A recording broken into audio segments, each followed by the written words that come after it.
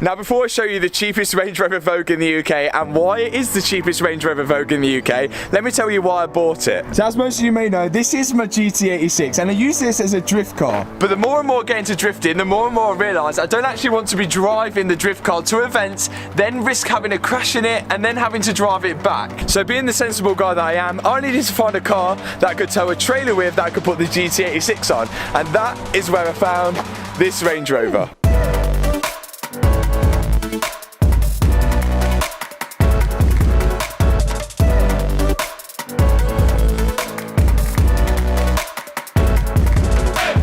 Say hello to what was 2015 Range Rover Vogue. Now, as you guys can probably tell from the title, this was the cheapest Range Rover Vogue in the UK at the time, and actually to this day I still think it is the cheapest in the UK. And if you stay to the end of the video or hit that subscribe button, then I'll tell you how much I paid for it at the end of the video.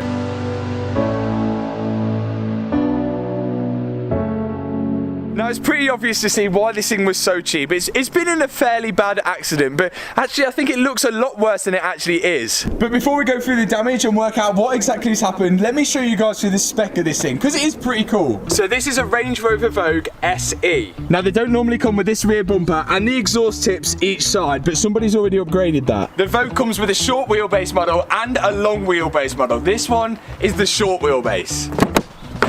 Now the wheels have been upgraded to massive 22-inch ones. With this one, well, this one's knackered. Look at the huge split in this alloy here. It's bulging out all over the place. Yeah, I don't think I'm going to be repairing this one. The Vogue has soft closed doors when the battery's charged. It has full 360 cameras in the wing mirrors, in the boot, and also on the front, which helps a lot for parking this massive beast. The front and the rear seats are heated and they're also electrically adjustable. Climate control in the front and of course the rear as well. Meridian sound system. It has a huge pan roof looking out onto the blue sky of Leicester. Armrest. When the battery's charged, this actually plays live TV with Freeview. Inside this armrest is a fridge. Underneath the bonnet, or hood if you're American, is a 3-litre V6 diesel engine. Apparently these are supposed to be really unreliable, but this one has done over 140,000 miles, so it's been really well looked after.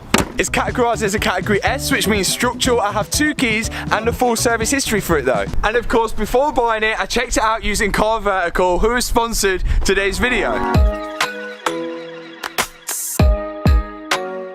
Car Vertical currently works in over 20 different countries, and it gathers data from places like car insurance databases, car crash auction websites. It's like the perfect tool for helping you to decide whether you're buying a decent car or a car with a little bit of hidden history that you may not know about.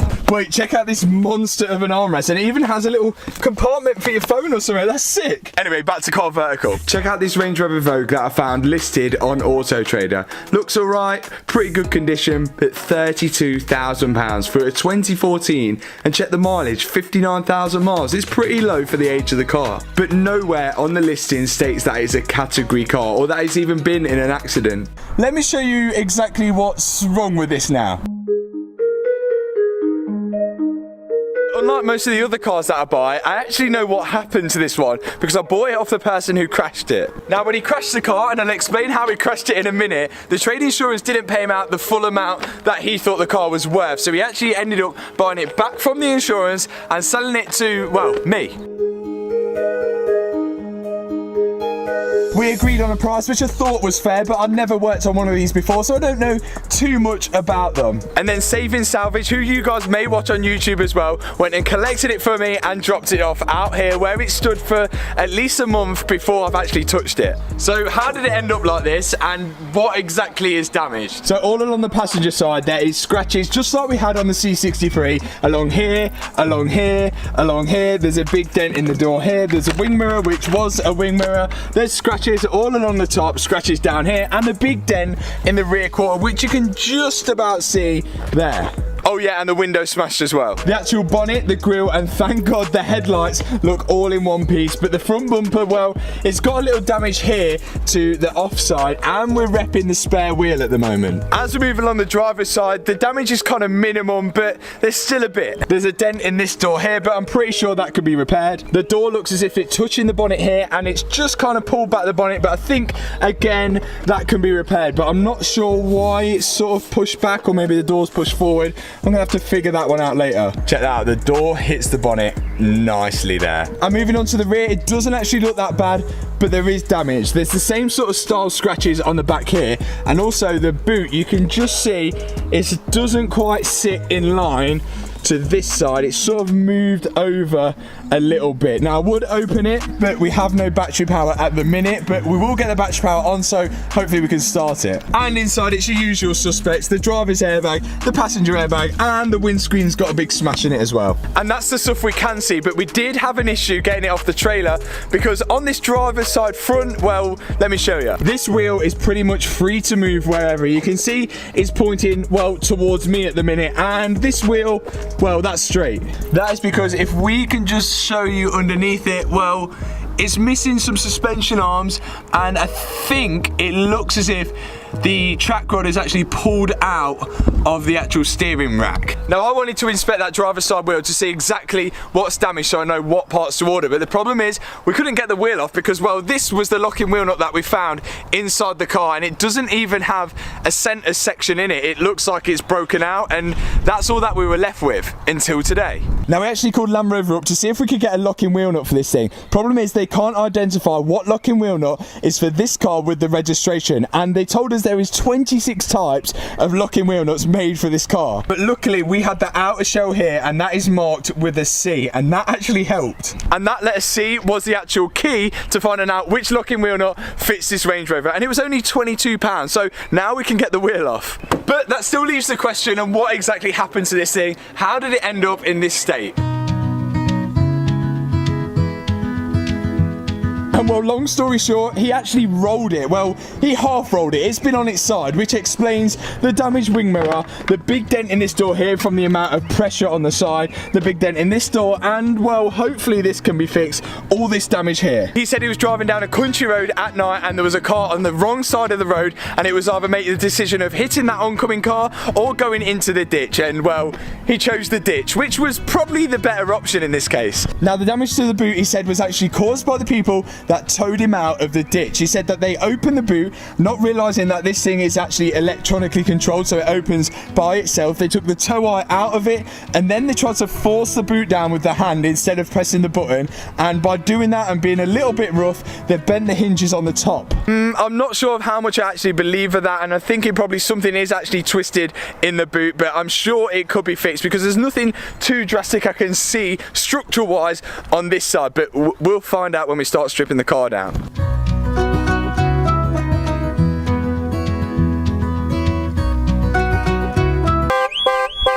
Okay, will she start, or will there be a pyrotechnic fuse because the airbags have gone off like most of the German cars were on? Let's find out.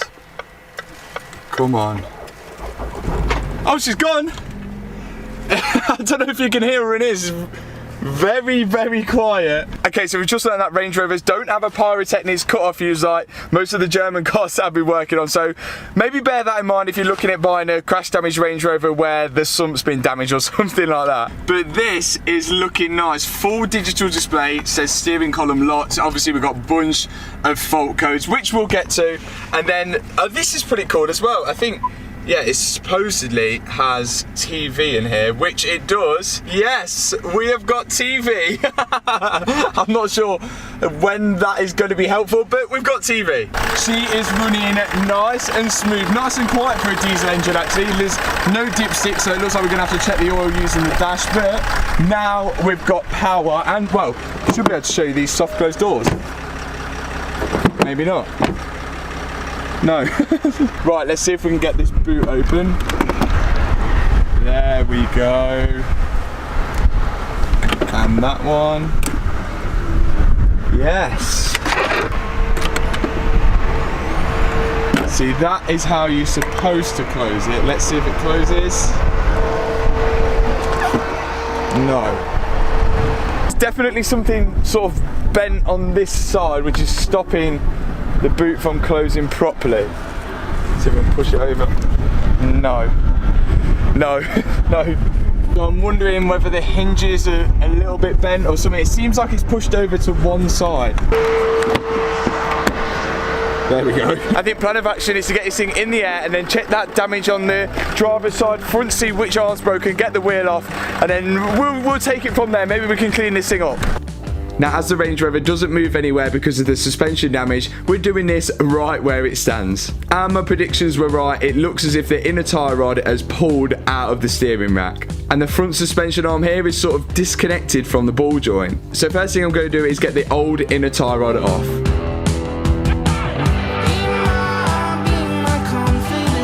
Here you can see where it's supposed to be connected and the little drumstick ball joint which is supposed to be connected into the inner tie rod. Next thing I need to get off is the front suspension arm. And this thing weighed an absolute ton, as you can imagine, for a really heavy car. Now for the meantime, I'm going to pop the ball joint back into the inner tie rod just so we can get this thing moving, but I have got an inner tie rod on order, and it's definitely not advisable to leave it like that. We don't want that thing popping out again.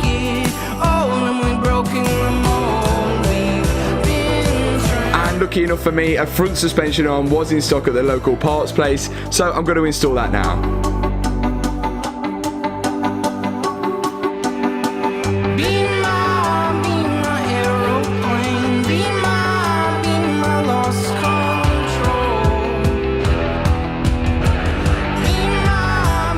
Okay, so the control arm is on and the wheel actually looks, well, it looks okay. It looks like it's in a pretty straight line. I don't know why the wing has all moved back, same with the front, but there is a bit of panel gap there, so I'm assuming that I could just undo these and move this forward as well. Obviously we've still got that damage on the wing. Hannah's got in straight away because she thinks it's her car and it's actually my car.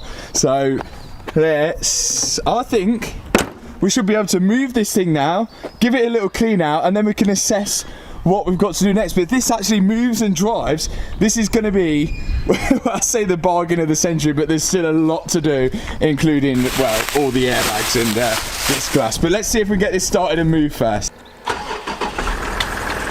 Oh, she's smooth. It's so weird having a car start up which doesn't make a racket of a sound with its exhaust. It's literally so quiet.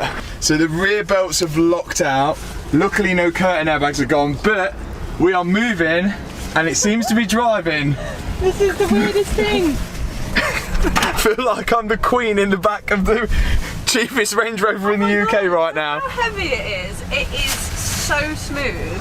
So this car is on air ride, so we can lift it up and down, which we're going to see if works. Oh my god.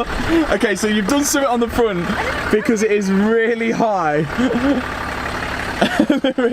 See if you can lower the ride height. Oh, I did do it. Okay, so what normal height selected? Yes, and this is sort of the low ride height. You know what? New suspension arm, new inner track control arm, and she's good as new.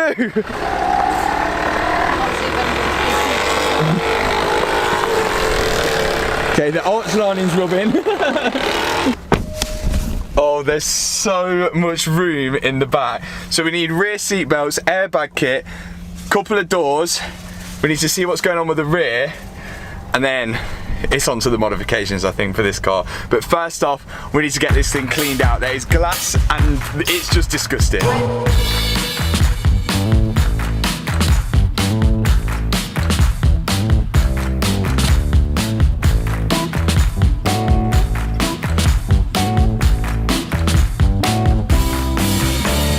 Now actually this doesn't seem like it's going to be a long repair, fingers crossed, as long as we don't find any sort of structural damage. But whilst Hannah's cleaning this, let me show you what I got for an absolute bargain. So I'm pretty much convinced that this door is beyond repairable. Well, a good body shop probably could repair it, but it probably wouldn't be worth it. Now, the wing mirror, this has got cameras in there, it's got temperature sensors in there, it's electric, and it's got an indicator in there. Now, just check this out. Second hand, this is a driver's side.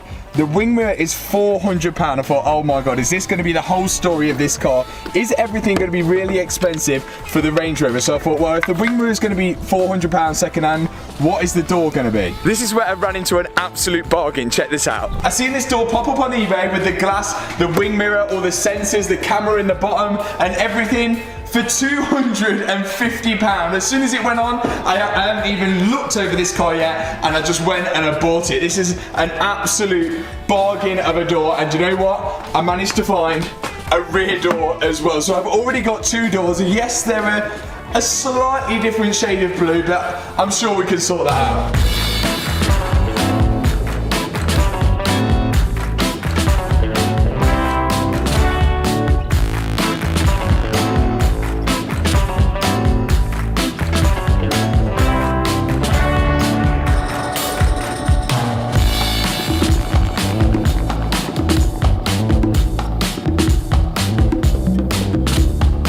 Something else to those people that know about Range Rovers, probably not excited about this, but this is amazing me. So right here I'm watching the TV, but on this side you can't watch the TV. You're on a different screen. 2 screens in one. That's so cool.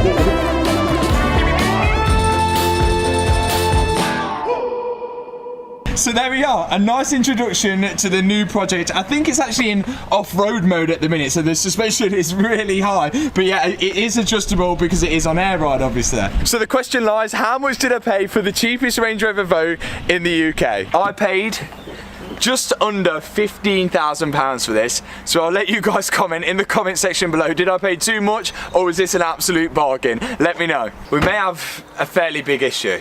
Will she go first time? Come on.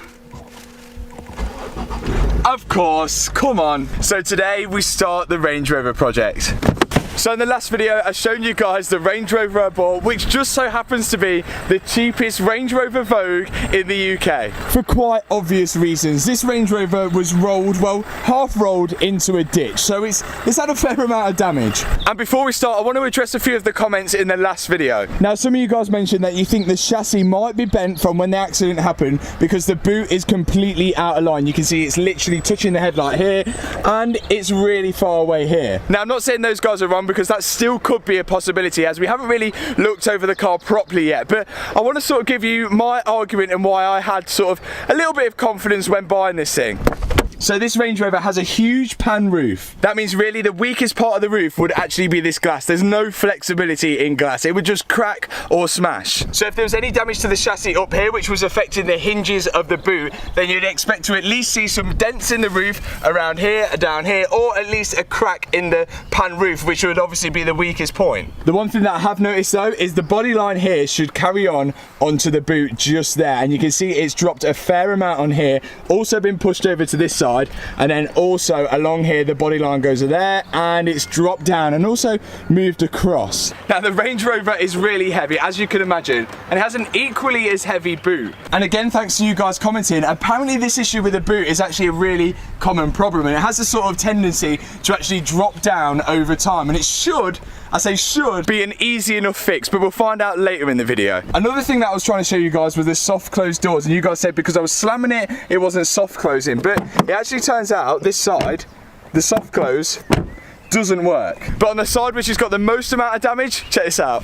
Open, closed. So there's definitely an issue there. Another thing that you guys mentioned is that you thought the engine sounded pretty loud. And on camera, you're right, it does. But my camera makes any engine sound really noisy. I think it's the mic just sort of enhancing the sound of it. But I can assure you, this is a pretty smooth engine for the miles that it's done. So with all that in mind, we've got so much to get through, including all of the airbags on the interior as well. So we might as well start fixing this thing and then truly find out whether this is the cheapest Range Rover Vogue in the UK, or would it have been cheaper just to go out and buy one which has no damage to it. Let's get to it.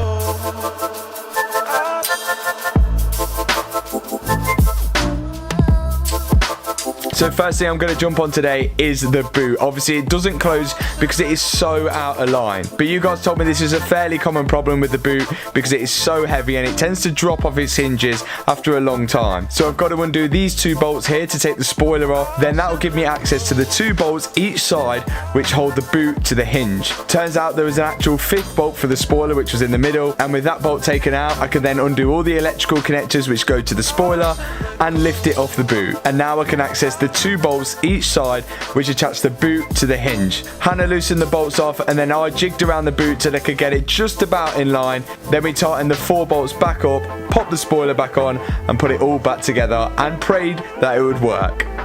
So with a little adjustment, demonstrate Hannah. The bottom boot closes nice and it is, well, it's just about in line, no issues there. And the top boot Will it close by itself? Of course it does. Fixed. This side now is pretty much bang on with the body line, but this side was struggling a little bit, and it's still it's still a fair amount of drop on that side, so it might need a little bit more adjustment, but it's good enough for today, and it does mean that the boot opens and shuts by itself with no issues. So it still is the cheapest Range Rover in the UK to now. Now, I'm not sure if we're missing something, but to me this doesn't look quite right. So if you just see under the bottom panel here, you can literally fit your hand straight under there, and you can actually see, well, it's quite difficult to see on camera, but you can see the kind of wiring, the wiring loom for the boot directly under there. That looks like a huge gap, and surely that's not meant to be there, or is that just how they are? I don't know, but it just doesn't look right to me, so maybe we are missing something there. Okay, so next step is going to be the doors.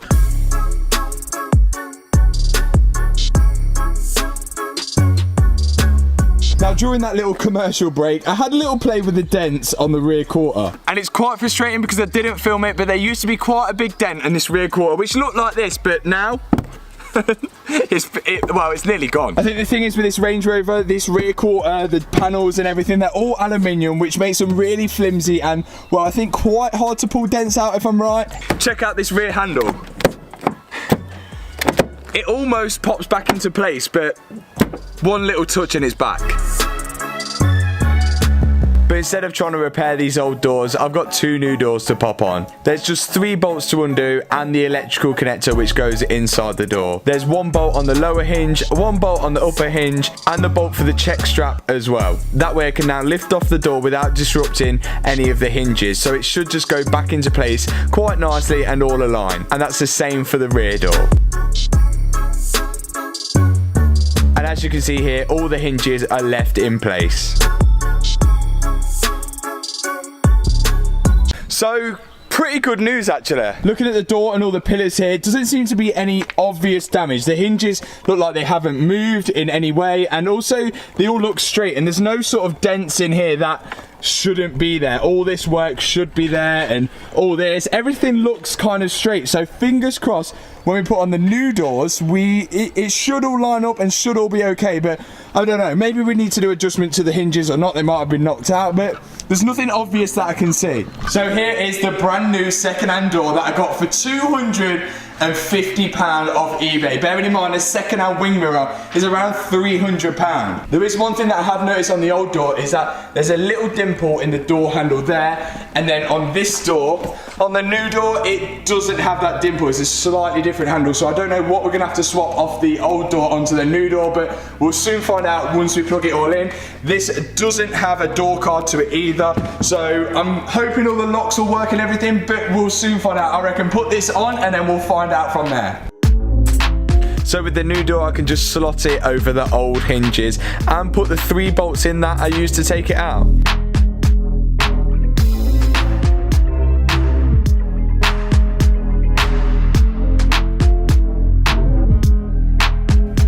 Then I'm onto the rear door, which again I got off eBay for a fairly good price, and this one even has the same door handle as the one that's came off it, so all good news. The only thing it's missing is a window.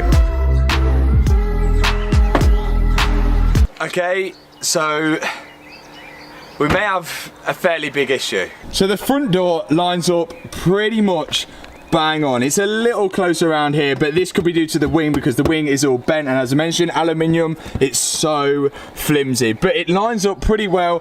Again, with this door here, it lines up pretty well all the way at the top. It opens nicely, it closes nicely. It's just a slightly different shade of blue, but it's not too noticeable. Now, moving on to the rear door, which is where the issue is. So this still needs glass putting in it, but we can take that off the old door because the old door glass isn't broken. But looking at the top here, again, it all lines up nice. The panel gap between both doors is pretty good all the way down, no problem here. Again, at the back, it lines up even better than the old one. Even down here, and then this is where the issue begins. That door is closed. And it's literally boggling my mind on why it is so far out. Like this is really far. I can get my hand in between the door and the panel. It's that far out. Now we did have that huge dent in this rear quarter here, which I managed to sort of pull out. There is a few more little things that need pulling out, but it doesn't actually look like it's been pushed in that far. The line actually still lines up well. I've opened the door, I've adjusted this to see if I could push it further in, and still no look. The only thing that I can notice is that there is a small kind of, well, it's like a little crease here in the rear quarter, so it looks like it's almost been pushed in that point. And on the other side, this is the other side, but this side is completely smooth, so maybe it has been pushed in a tiny bit, but it just doesn't seem enough for the door to be out by that much. So I started pulling off more trim to find out if there was any more evidence that the rear quarter was dented or damaged in any way, and I found this crease under the panel here, but I don't know whether that is normal until I get off the driver's side as well. I also found these little circle marks here, which are for spot welds, so potentially the rear quarter could be replaced, worst case scenario. Now moving back over to the driver's side, when I took the trim panel off there, I could see that the crease was the same on the driver's side as well, so completely normal. So the next thing to do was to pull it into the unit to investigate further. I heated up the rear panel just to see if it would pop out itself, but no luck there. I then removed the arch lining to have a look underneath the arch, and well, nothing obvious I could see. So my next step was to heat it all up and just try and pull it out a little bit myself to see if I could get anywhere near. Okay, so I'm just progressively making this worse. I've never had any experience with sort of body shop work, and well, I probably should just leave it here. Which kind of leaves me with sort of two options with this, and the body shop guys may or may not know which one that I should go for. Option one, this can be fixed by a fairly experienced body shop. I reckon with a little bit of manipulation and some body filler, well, quite a bit of body filler, just to pat this all out, it could possibly work, but I don't know. The body shop guys will probably let me know in the comment section below. That probably could be filled up and made to look nice. I've seen a lot worse fixed. And option two, which would be a shame just because of this sort of gap, would be to buy a full rear quarter and spot weld it in, which would cost over £1,000. That's excluding VAT, so fairly expensive. But I don't know, I've got a fair amount of confidence with a bit of bodywork that you could get this door to sit nice and flush with this rear quarter without looking like there's anything done to it. Oh, and there is an option three which I completely forgot about, and that would be to kind of wide arch this thing, which we're sort of doing with the C63 anyway, and I don't really want to do it to the Vogue. I just want this, I think a nice body kit, not a wide arch kit, would just suit this nicely, so I'm gonna stick with the bodywork on this one. As for the dents on the driver's side, like these, I've got my guy Rob from Auto Dents, and he's came out and done the S3, and he's done dents on the C63 as well, so I'm sure he can come out and blast all the dents out on the driver's side. They are completely minor. So ignoring the rear quarter damage now, I popped over to the door that I just removed to take off the door card and some of the other electrical parts to move them over to the new door. Now I am going to replace this little computer here off the old door back onto the new door as well, just so everything is as original as I left it. And with that all installed, I could pop on the door card and then I could check to make sure everything worked.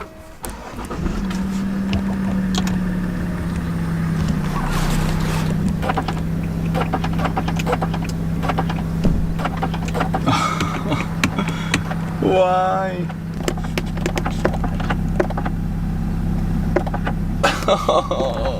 And to my disappointment, the window did not go up and down. So my first suspect was the electric motor for the window regulator. Luckily, my old door has a working motor on it, so I'm just going to take the one off the new door and replace it with the one off the old door.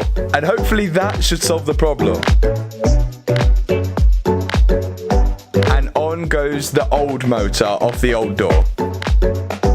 Fingers crossed this time it'll work. And what do you know? It worked, but not properly. It went down little bits by bits and refused to go up. I had to force it up with my hands. Okay, so we don't know whether this is the issue or not, but I've just had a look at the wiring loom on the old door, and it actually has a second plug for a little mechanism which mounts here, which actually goes to the door lock, which obviously will probably be the soft close. This door probably doesn't have soft close. I don't know whether that's got anything to do with the window regulator, but all I know is that if I want the soft close to work, which I kind of do, and I want the window to work, I've got to change over the whole wiring loom. So in 3, 2, 1. So here's the wiring loom off the old door. As you can see on this branch here, there's 2 sort of square connectors, and this one is off the new door, and there's only 1 square connector on there. So as the evening was drawing in, I had to reroute the old wiring loom out of the old door into the new door, which, believe me, wasn't fun. Along with the wiring loom, I replaced the lock and also the soft close mechanism as well. And this time, fingers crossed it works. Alright, try it. After all this, please tell me it works. Should I turn the car on? Yeah, turn the car on. We're losing daylight. Are you ready? Sports fans?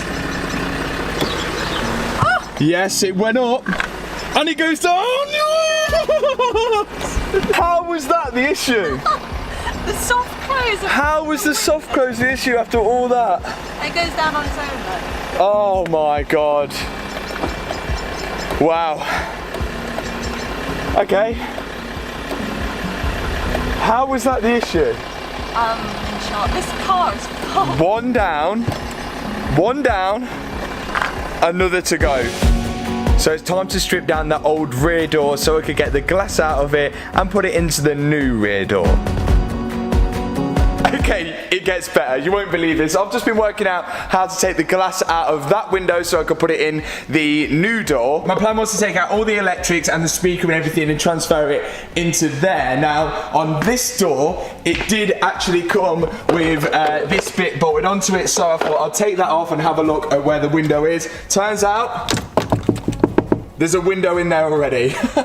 So, actually, this door, which I got for £300 and that one for £250, was an absolute bargain, which came with a window as well. I didn't even realise that that came with a window. So that, well, the only one thing now is just got to find out whether it all works, because I'm pretty sure I tried to do this window up and it didn't work, hence why I thought it had no window in it. So, maybe I need to transfer over all the electrics, but I'll figure that out in a second. So first thing I noticed on the new door, this little computer has 2 connections, and on the old door, this has 1 connection. And also the wiring loom in the new door, the part number started with GK52, and on the old door, it started with DK52. A slight difference, but it seems that all the difference matter on this Range Rover. So again, it's the case of switching over the wiring looms. Now, because the window was down in the door, it made it very difficult to reroute the wiring loom, so I had to sort of plug it in and wind the window up whilst I was doing it. Okay, the moment of truth is here. Does everything work on the door? Soft close works. Yeah, we'll ignore this bit. Does the door lock? I think it is keyless entry, so I can't go near it with a key, but yes, it locks. Come on. And finally, to test the window, I'll start it up for this one. Window down. Yes! Come on!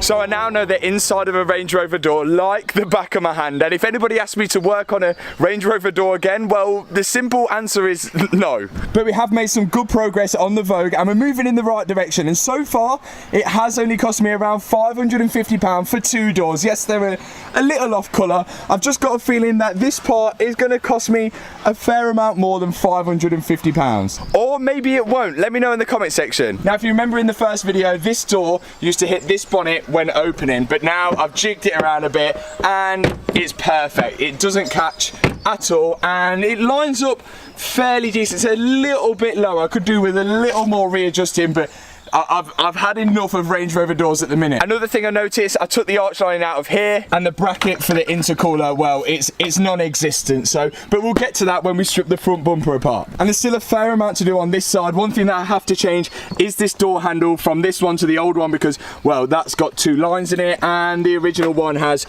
just a little hole in it. Oh, and I've just found out, if you touch it, that actually opens and closes the car. Oh, look at that, and the mirrors fold. I didn't know it did that, so that's what that's missing on that. Oh no, it does still work.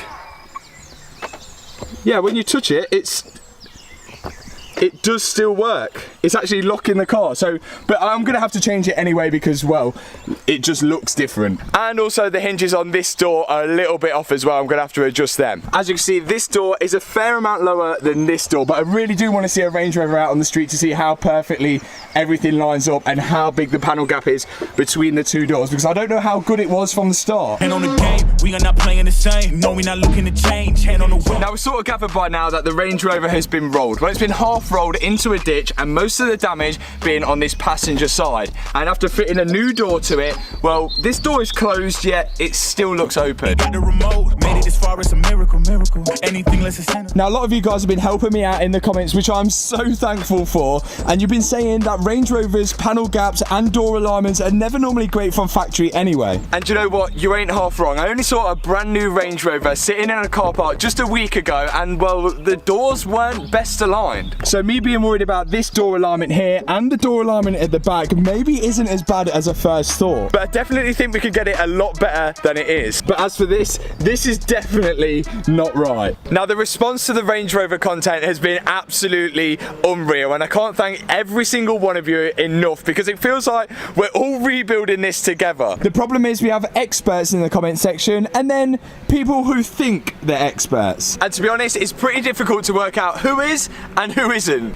So instead, you've got me, and as you know, I'm not a mechanic, I learn as I go along. So I will make mistakes, but I still can't thank you guys enough for trying to help me out on this. But with that said, there's plenty to get on with, including replacing the dashboard because of this airbag. So let's get this in the unit. So we'll go back to that door later on in the video, but if you remember from the very first video of the Range Rover, there was damage to this driver's side suspension. The inner tie rod had actually popped out. I managed to pop it back in for the meantime, but it's definitely not safe to leave it that way. If you look behind the boot here, you can see the little ball joint which pops into the tie rod.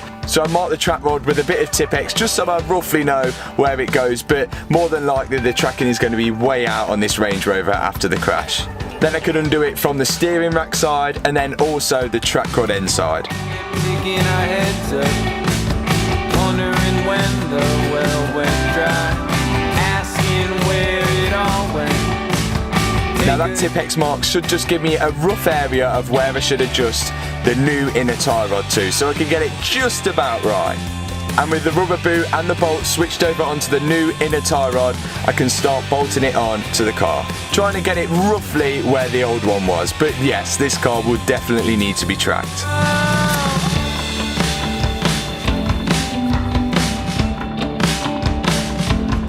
There's plenty more issues on this driver's side front end, including this intercooler, which is wobbling around all over the place. The intercooler actually seems okay, but the brackets around it are absolutely battered. But we'll address that again later in the video. Now I can move on to the door handle. This door handle, which came with this front door, is completely different to the other door handles on the car. So I'm going to switch it over from the old one. Pretty easy job to do. There's just a little grommet on the inside of the door, and then you can access a T30 bolt in there. You don't want to unscrew it all the way out though, because the bolt may fall inside the door and then you're in trouble. Just loosening it off will be enough just to pull the door handle out and then pop the new one, well, the old one, back in. At the time,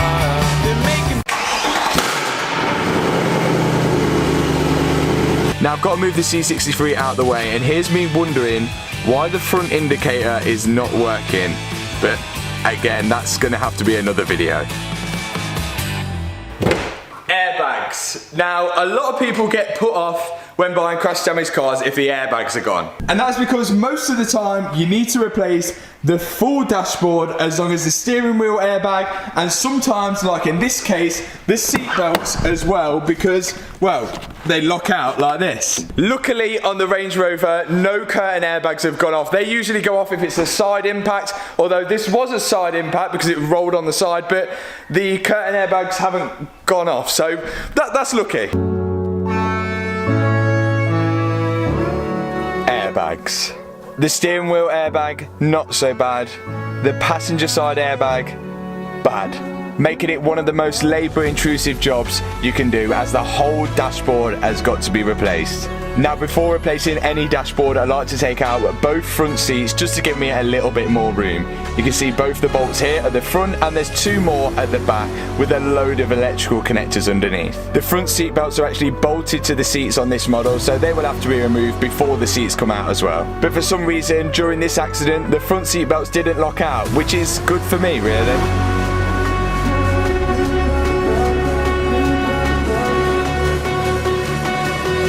With the seats out, we are now ready to tackle the dashboard.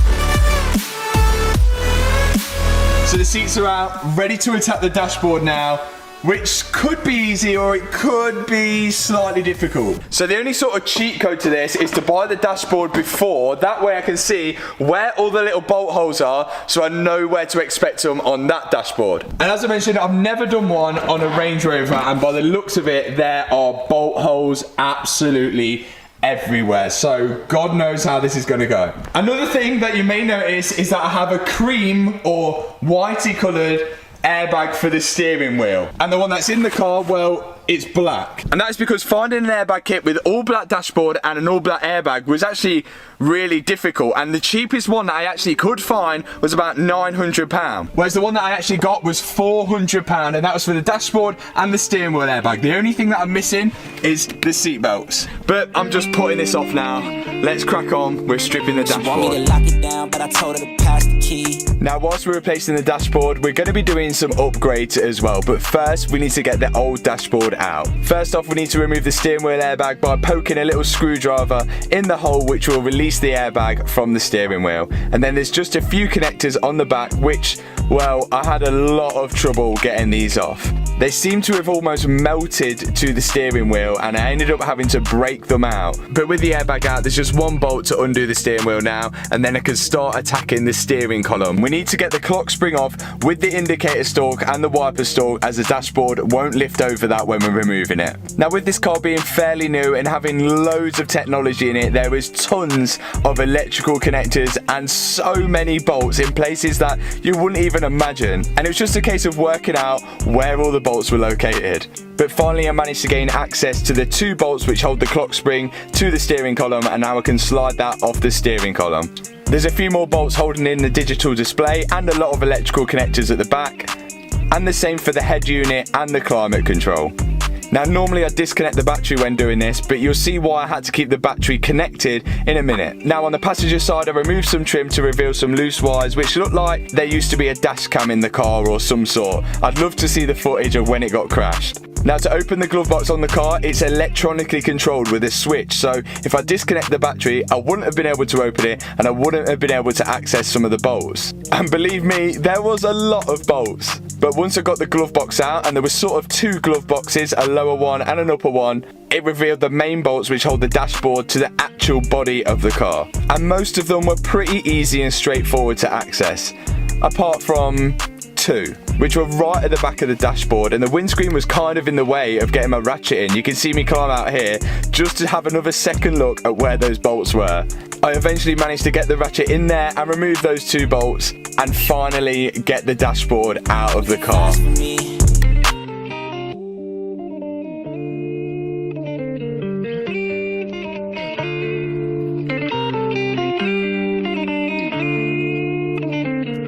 So, I think I'm gonna need counselling after this one, because this is definitely the worst dashboard that I've ever had to pull out. There was bolts where there shouldn't be bolts, even worse than the Audi that we did. So everything went okay apart from the airbag, of course, and these clips, well, they just look like they've almost melted into the back of the airbag, and I had no other choice just to break them and get them out. And even if you look at the new one here, it looks a similar sort of story. This is it's really corroded as well. Now, there was a serious amount of bolts, but actually, looking at it, it's not too hard to work out what bolts go where. There's only really three types of bolt. You've got this bolt here, the 10mm, which actually held the dashboard to the frame of the car. You've got this part here, which held like all the electrical connectors, all the trims, and then this T30 here, which held pretty much everything else. Oh, and also, we've got a little upgrade to do as well whilst we're there, but we'll get onto that. So we're on the home straight from now, putting the dashboard back in, getting all the bolts back in and all the electrical connectors back in. I actually find putting the dashboard back in easier than taking it out, because now I know where everything goes and where everything came out. The main rule for doing this is make sure you do it all in the same day, else you'll start forgetting where everything went.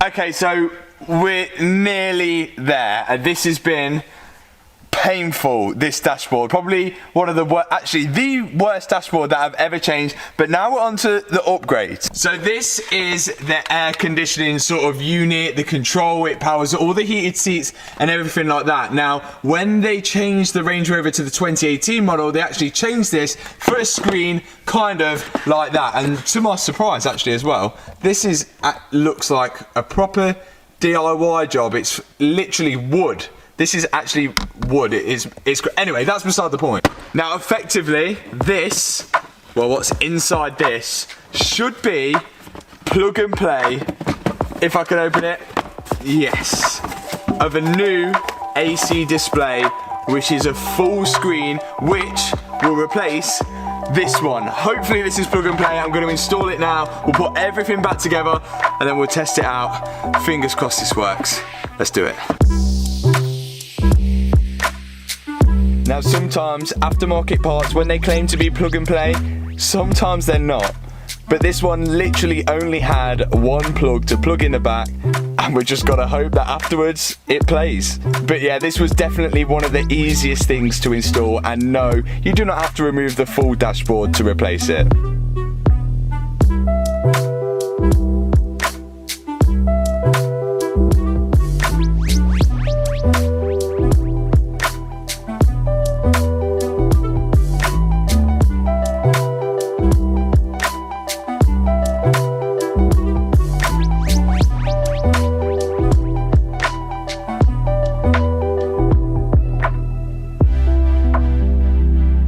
That screen on the bottom has really updated the interior.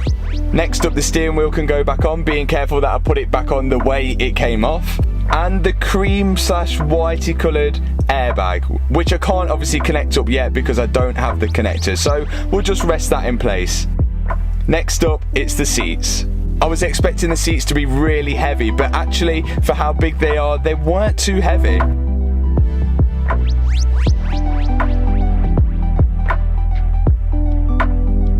And there we go, one replaced dashboard and almost finished steering wheel airbag with the upgraded AC controls.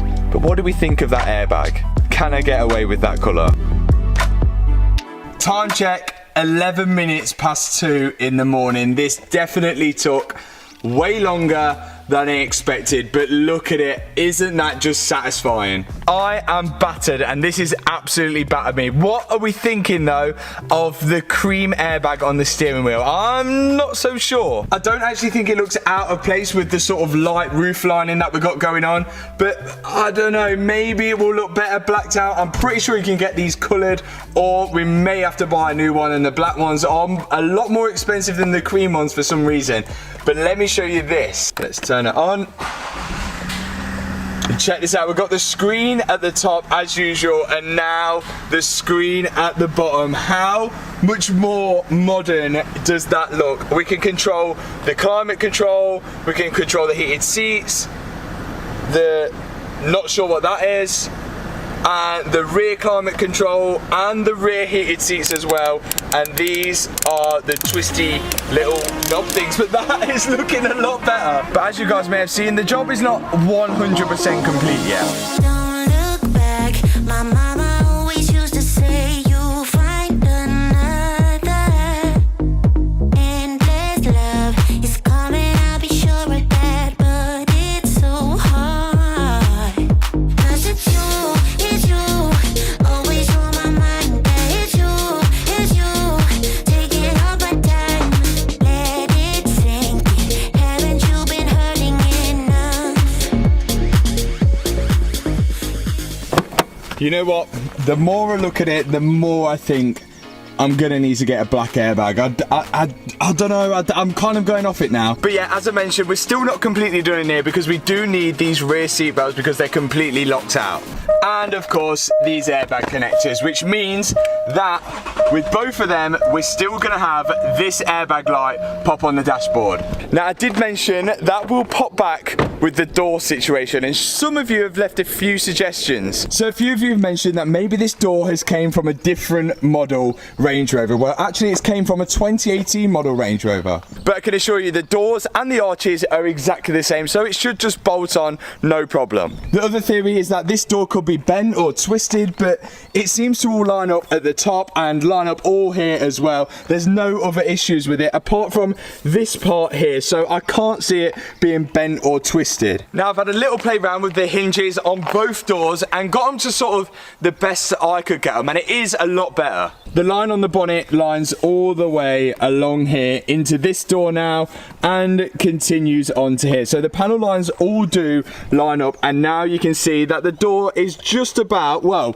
pretty much bang on throughout the whole of the car. It is literally just this part here, and to be honest, instead of buying a full new rear quarter, I'm pretty sure a body shop could pull that out. Which then leads me on to the problems with the intercooler and the brackets behind the bumper. Today, the Range Rover is going to be getting a little facelift. Now, the regular subscribers will know when I rebuild a car, I like to upgrade the parts where possible. This is an example on the C63. We bought a Black Series kit instead of buying like-for-like parts. And unfortunately, yet fortunately for me, we have a few damaged parts on the front end, which kind of gives us the excuse to upgrade this thing. But before we get onto that, we've got a bit of unfinished business with the interior. Now, even though we replaced the dashboard to change the passenger side airbag and also the driver's side airbag, there is some parts that we missed, and one of them being the rear seat belts. These locked out during the accident and they need to be replaced or reset. Now, to remove the rear seat belts was actually a bit of a pig. There's a bolt at the bottom of the belt, and then the whole mechanism is stored almost in the top parcel shelf. And to access the bolt at the bottom of the belt, I had to remove the whole rear seats. And with these being heated and also electrically adjustable, you can imagine they were fairly heavy and annoying to remove. Look, I think it's time you start using your common. But with the rear bench out, I could finally access the bolt at the bottom of the seat belts. Confidence, that's right. Confidence, yeah. With those bolts removed, I've just got to access the mechanism part, which is stored underneath this trim here. And believe me, to get to that wasn't easy. Pretty much the whole rear panels and trims all had to come out to access that mechanism. And when I finally gained access to it, there was only one bolt holding this seatbelt mechanism in. I'm on a big mission. My whole team got a plate up in the kitchen, yeah. Once I've undone that bolt, I can pull the mechanism out. There's one airbag electrical connector connected to the seatbelt mechanism. I can unclip that, and there we go, seatbelt out. Time for a quick hoover up and a quick freshen up with the cloudburst spray. I use this stuff all the time. It gives such a long lasting scent to your car, your house, the office, your shoes, whatever it may be. All of them replicating your favourite aftershave. I've put a link for all the cloudburst stuff in the description box below, so if you stink or your car stinks or your shoes or your office stink or something stinks, then spray it with this. Honestly, it's so good, and it saved us during that Monaco trip, keeping all our cars smelling fresh. Now, would you believe I had to strip out pretty much the whole rear of the interior just to get the seatbelts out, which were held in by one single bolt. And I found that they actually have another little baby battery here, which I assume is just the leisure battery for all the electronics inside the car. But wow. Now, the original plan with these was to send them to a company who actually reset them, and then they send them back. You can plug in and then they're all good to go. But actually, when I got them out and I checked the part number, which is on the side here, I found a set for 100 quid. So I thought, well, why just save the hassle? But that just means I'm just gonna have to remember how it all went back together by the time the new seatbelts arrive. Next up is the airbag. We know that these are pretty expensive, going from £100 upwards, and I didn't really want to spend that just to change the colour of it. So we've got Chris, who is an expert at painting. As you can see, he painted his car, well, it was supposed to be green, turned out yellow. This is going to be black. So this is going to be blue then, yeah? Yeah, you want it blue, is what you're saying? Black, please.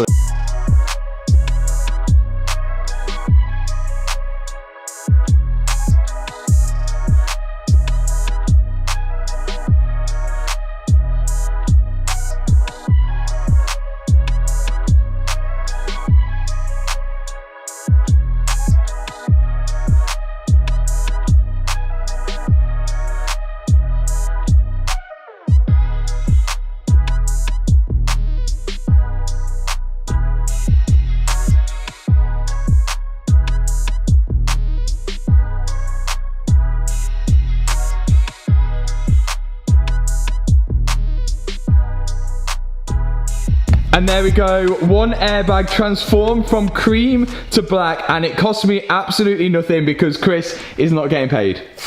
So before I put the airbag back in, I've wired in some new connectors because if you remember when we changed the dashboard and the airbag, I had to break these connectors to get them out of the steering wheel because they sort of melted in. These ones are actually from a Mercedes. I couldn't find Range Rover plugs. Don't ask me how I knew how these would interchange. I just found them on eBay. They look the same. I hope they work. They've just got a plug into the back of this airbag here, and then that should be it all for the airbag situation, minus the light on the dashboard and of course the seat belts as well.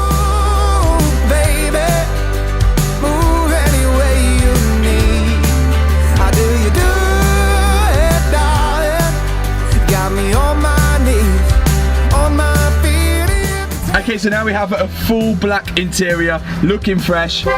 Everything works. We do still have an airbag light on along with loads of other lights, which we'll get to, but the airbag light I think would be to do with the rear seat belts being out. But other than that, we're making progress. Oh yeah, and we also have a strange fault which I've not really come across before. I don't know whether this fault has occurred since I replaced the airbags or since I replaced the inner tie rod, but it's a strange fault, but I just feel like something needs to be reset. I don't think it's the clock spring because all the controls on the steering wheel do work. I can volume up, volume down, the paddles work, and everything works on the steering wheel, so the clock spring's all in good order. But check this out, I can turn 1.5 there, so, and then we go back to the center.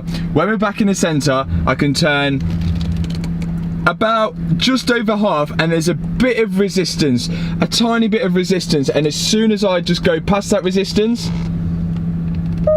there we go, we get a fault for stability control, IES, adaptive dynamics fault, and ABS fault, HDC fault. A lot of faults come off when I go past that resistance, but then it will still go 1.5 turns afterwards. It's just a resistance on that point. I just can't work out what's wrong with it. But now we can move on to the cool stuff and the stuff that I've been looking forward to doing.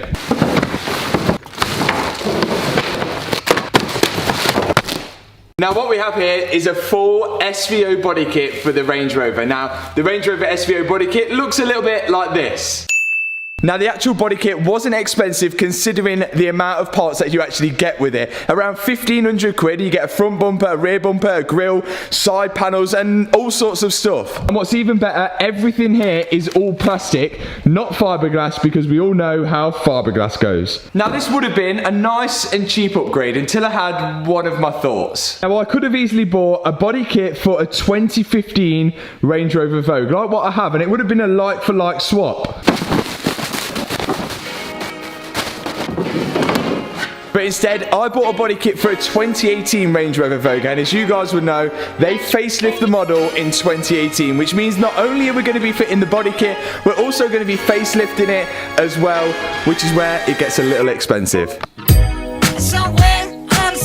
So to facelift the Range Rover, of course we need to change the headlights, which we'll get onto, my worst nightmare. But before we even start attacking the headlights, we've got to get off the damaged parts, and a few bolts were a little difficult, as you can see me angle grinding them off now. I've got to remove the front bumper, which again was a pretty easy job. I'm just hoping that there's no damage behind the bumper that I didn't expect. There's a few bolts on the top of the grille that need to be removed. Once the grille's removed, there's a load of 8mm on the bumper, and once they're undone, I can pull the bumper away from the car, disconnecting the electrical connectors, the parking sensors, and the headlight washers. And luckily for me, the only damage, which I knew about before, was this front lower radiator. It's a little tatty, but it is working. It just seems the bracket that's holding it is shattered to a million pieces. And here's the new bracket, which was actually donated from a subscriber, so thanks so much for that.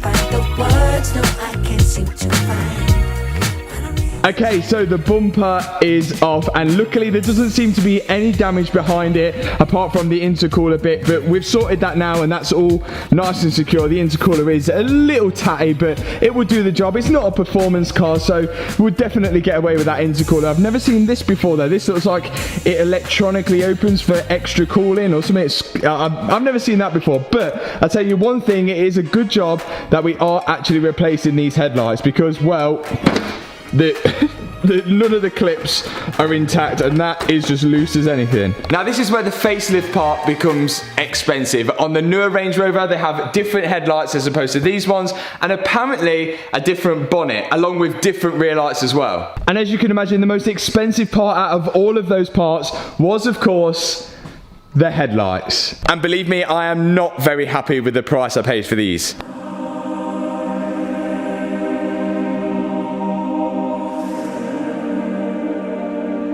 So these headlights are off the 2018 model, and these are brand new second-hand, and if only they just plugged in directly into the 2015 model, but they don't, and that's why I paid the price I did. So these headlights look sharper, they've got nice daytime running lights in them, and they've been opened up and rewired to hopefully plug and play directly into the 2015 model. But as I mentioned, these are not brand new headlights. And just look at all these tabs which have been sort of glued together, and well, not the nicest of finish, especially around the back here. I don't even know what's happened there. I wouldn't be so bothered, but when you spend £3,500 for a pair of headlights, you expect them to be a little bit better.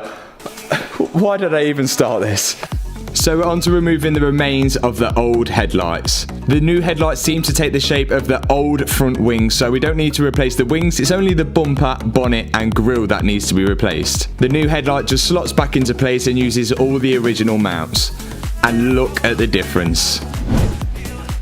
Completely modernising the front of the Range Rover. One more headlight to go.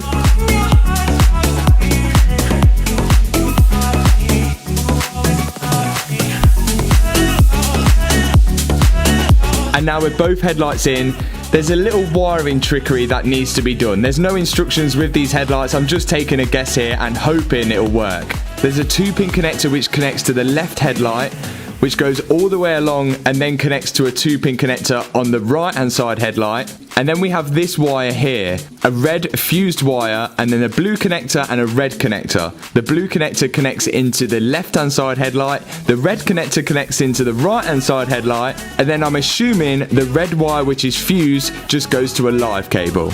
And the only live cable that I can clearly see, which is obvious, is the little positive battery terminal thing at the front of the engine. So I'm just going to temporarily connect it up to there first, just to see if everything works. And then we can sort a permanent connection out.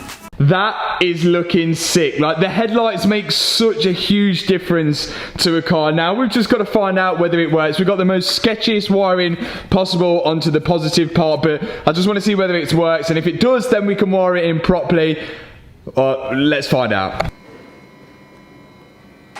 Yes. Where's indicators? Is that working? Oh, I can see it.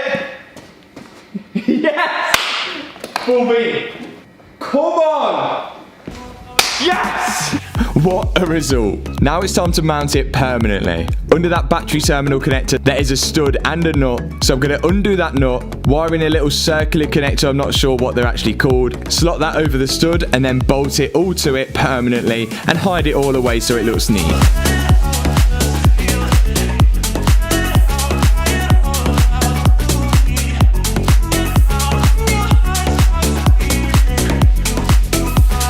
Once that's all on, I can bolt the battery terminal piece down and you wouldn't even know it was there. Time to hide all the wiring. I'm going to use some loom tape on the other part of the wiring just to neaten it up a bit. Tuck it all underneath the trims and job is a good one.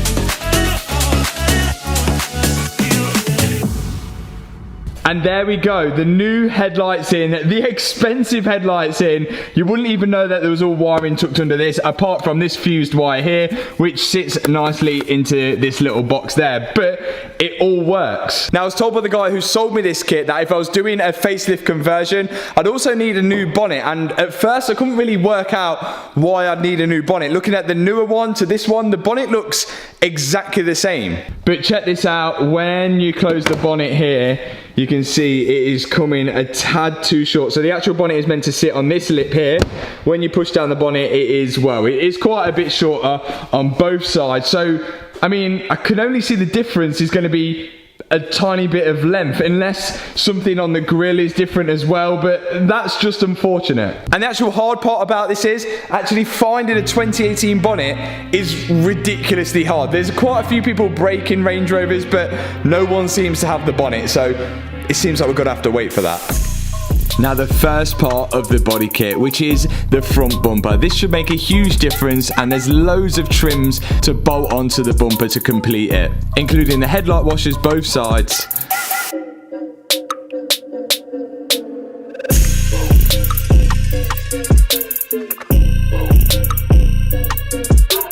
The parking sensors and a bunch of other trims.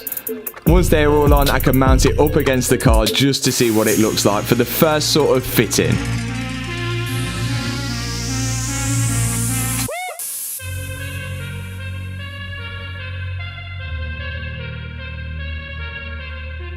Okay, so we're missing a few parts. Quite obviously, there is a grille which is missing. I thought the grille would come with the kit, but it seems obvious now that you just use the original grille, and this would be for a 2018 and mine's a 2015, so the 2015 grille doesn't fit this model anymore, so I've had to order a grille, and of course we need a bonnet. We also need these little headlight things because I guess you would have used the original ones which you've taken off. Obviously mine's different, so that doesn't work. I still need to bolt on all these bottom bits as well, but overall as a first fit you can sort of see where we're going with this thing, and it is starting to look so sick. Like, this bumper is a lot lower than the stock bumper, so it's just making it look way more aggressive and lower as it is already. And that is just the start of it. There's still so much more to go on. There's things which go on the side of the door to make it look wider. I also need to get some little side steps for it as well. There's a rear bumper, there's exhaust tips. There's so much more. But check out those new headlights. They look so much better than the old ones. It literally has changed the front of the car completely already. If you bear in mind that this bonnet is, well, it's not the right bonnet, but that is looking so much better already. If you remember right, I've shown you in the last video, I had a weird fault. When turning the steering wheel to the right, there'll be a sort of tight point just over halfway. And if you go past that tight point, then a lot of faults appear on the dashboard. Now, some of you have mentioned that this fault could be something to do with having a bent steering rack, and when it finds that resistance in the rack, that's when it brings up the fault, but I just don't think it's that. Now, the resistance in the steering is here, but once you go past that resistance there and all the faults come on the dashboard, there is no longer resistance, and if the steering rack was bent, I feel like I would feel that resistance still. There is still damage to the front driver's side suspension. You can see here that the camber is way out, but I still don't think this is to do with the fault. I think this fault is to do with the steering angle sensor, and well, let me show you why. Blood on my fingertips and words on my tongue. So many verses I wish I would have sung. So with the trusty Autel plugged in, I went on to see if I could calibrate the steering angle sensor. Steering column complete. Press OK to proceed. Steering column calibration. Press OK. Now the computer does a series of tests to make sure everything is working right, and then hopefully calibrates the steering, but for some reason it failed. So I seem to have found one problem, which might be the issue, it might not be the issue. It won't actually calibrate the steering angle sensor, because to calibrate it, it needs to go down and up, but it won't go in and out. Whether that's going to be the issue with the angle sensor or not, I don't know, but that's definitely an issue and we need to have a look at that. So instead, I read the fault codes and I found that there was a fault for the steering angle sensor module. So I clicked on this in hope to see some live data from it. Live data, there we go. So right now, according to the car, it thinks the steering wheel is turned 360 degrees. You can see that here, but the steering wheel is in a straight line, and so are the wheels. So if I turn the wheel one turn to the left now, we have a steering angle reading of 10 degrees, or wait, let's get it bang in the middle. Well, no, not quite. So that's where the car thinks is in a straight line, but quite clearly it's not. Now, I believe on the Range Rover, the steering angle sensor is actually built into the clock spring. So what I could have done when changing the airbags is accidentally turned it 360 degrees to the left and then put the steering wheel back on. This doesn't mean that it's broke. It just means that it could be in the wrong position. So I'm going to spin it round and see if that fixes it. So before I start messing with the airbag again, I'm going to disconnect the battery just in case. And then I'm going to remove the steering wheel airbag so I can access the bolt which holds the steering wheel on. And then I can remove the steering wheel from the steering column and hopefully rectify my mistake by turning the clock spring 360 degrees anti-clockwise. and then pop it all back together. You would love to claim me like I'm some trophy you hold in your hands. Don't make me again. Okay, so it's all on apart from the airbag, just in case we need to take it off again. I'm going to start it up, check the live data, see if now the steering says it's at 0 degrees, which is in the center. If it is, we're all good to roll. We can put the airbag back on. Let's find out. Steering wheel anger sensor, yes! We are at 0. So that should mean we can go all the way to the left. No issue. Can we go all the way to the right? No resistance. And we got, it was a self-inflicted mistake after all. My bad, I make mistakes, I don't know everything, it's bound to happen. One job done, on to the next one, which is the rear seat belts. Only one seat belt has turned up in the post, but we can start fitting it. Now the rear seat belts are quite fiddly and difficult to fit. It was time to make that front bumper nice and secure and fit it properly to the car.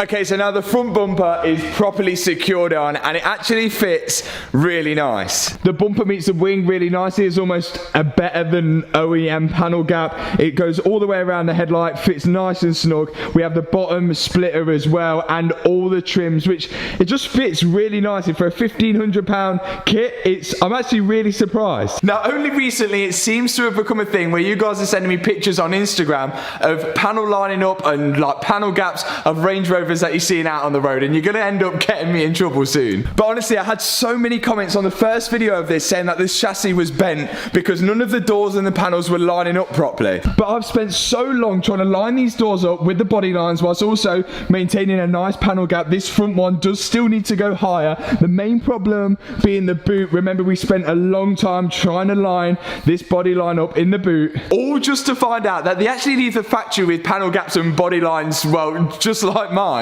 So next time you're out and you do see a Range Rover, take a look for yourself. I'm not saying the build quality is bad or that I could do better. There's some really good stuff in this car and I actually do really like it. I'm just mentioning it to cover me from the people saying that the car's bent because the doors and the panels don't line up right. So the next part of the SVO body kit are these sort of door panels which clip to the side of the door, and they go in replacement of the ones that are already on there. So I got ahead and started removing them. I'm not actually sure what the new door panels do. I think they're just a little bit thicker and make it just look wider and lower to the ground. But it was fairly simple to replace them. Everything was all on clips and there was just one bolt holding these door panels to the door. This big front panel here was actually stuck on with double-sided tape and clips as well. I'm just going to clip mine on and not use the double-sided tape just yet because obviously this door and the most of the car has got to be painted, so it will have to come back off again for that.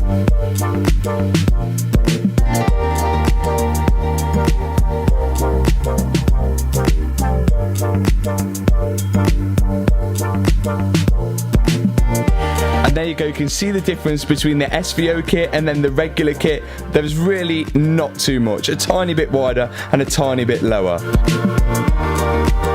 And you may notice as well that the trim running along the bottom of the door, the front part is black, but the rear was silver. So I got the wrap out and started wrapping the rear trims of the car to make sure it all matched up. And there we go, it looks quite good. And just to cover my previous statement about the Range Rover leaves the factory with panel gaps, it definitely doesn't leave with this panel gap. This is still something that we need to get sorted by a panel beater. Okay, so the little door panels are on and the little trims now have been wrapped gloss black and it's good. I'm not too sure what they actually do. I feel like they just give it a wider and lower sort of stance to the car.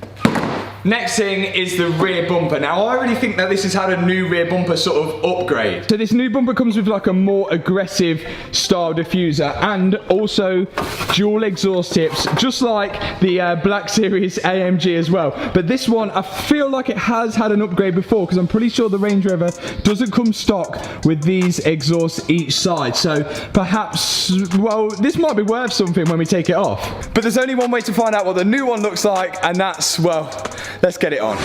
Okay, hey now, it's a new kid on the playground. So to remove the rear bumper, it's a case of removing the trims to access a couple of bolts behind them. Hear what you're saying now. up my flight miles. Coast to coast, no, they ain't in town. And then there's a few bolts underneath along with some more trims and an electrical connector for the parking sensors. Left hand, right hand. I thought that would be it, but it wasn't. There's a few clips underneath the sort of lower boot section. And then I can pull the bumper away from the car. Now on this rear bumper there's sort of fake exhaust tips which are connected to the bumper, and it's the same on the new bumper, but this time they're twin.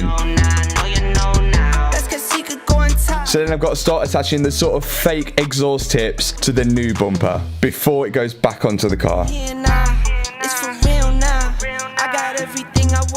Now when fitting the new bumper back up to the car, I found out that the exhaust tips, the real ones, were actually hitting the fake ones. So out come the Prada protective glasses, and it's on to grinding off the edge of the real exhaust tips. And then we go again. And this time it worked. Connect up the electrical connectors for the parking sensors. Pop back in the bolts. This is not a trend. Tattoos on my skin. I'm my daddy's twin. I'm a businessman, just like Jigga said. Pennies to it. And then I can pop in the center trim, which I assume is removed when you've got a tow bar. And then it's time to get the gloss black wrap out to wrap the silver trims to black to match the rest of the ones on the door.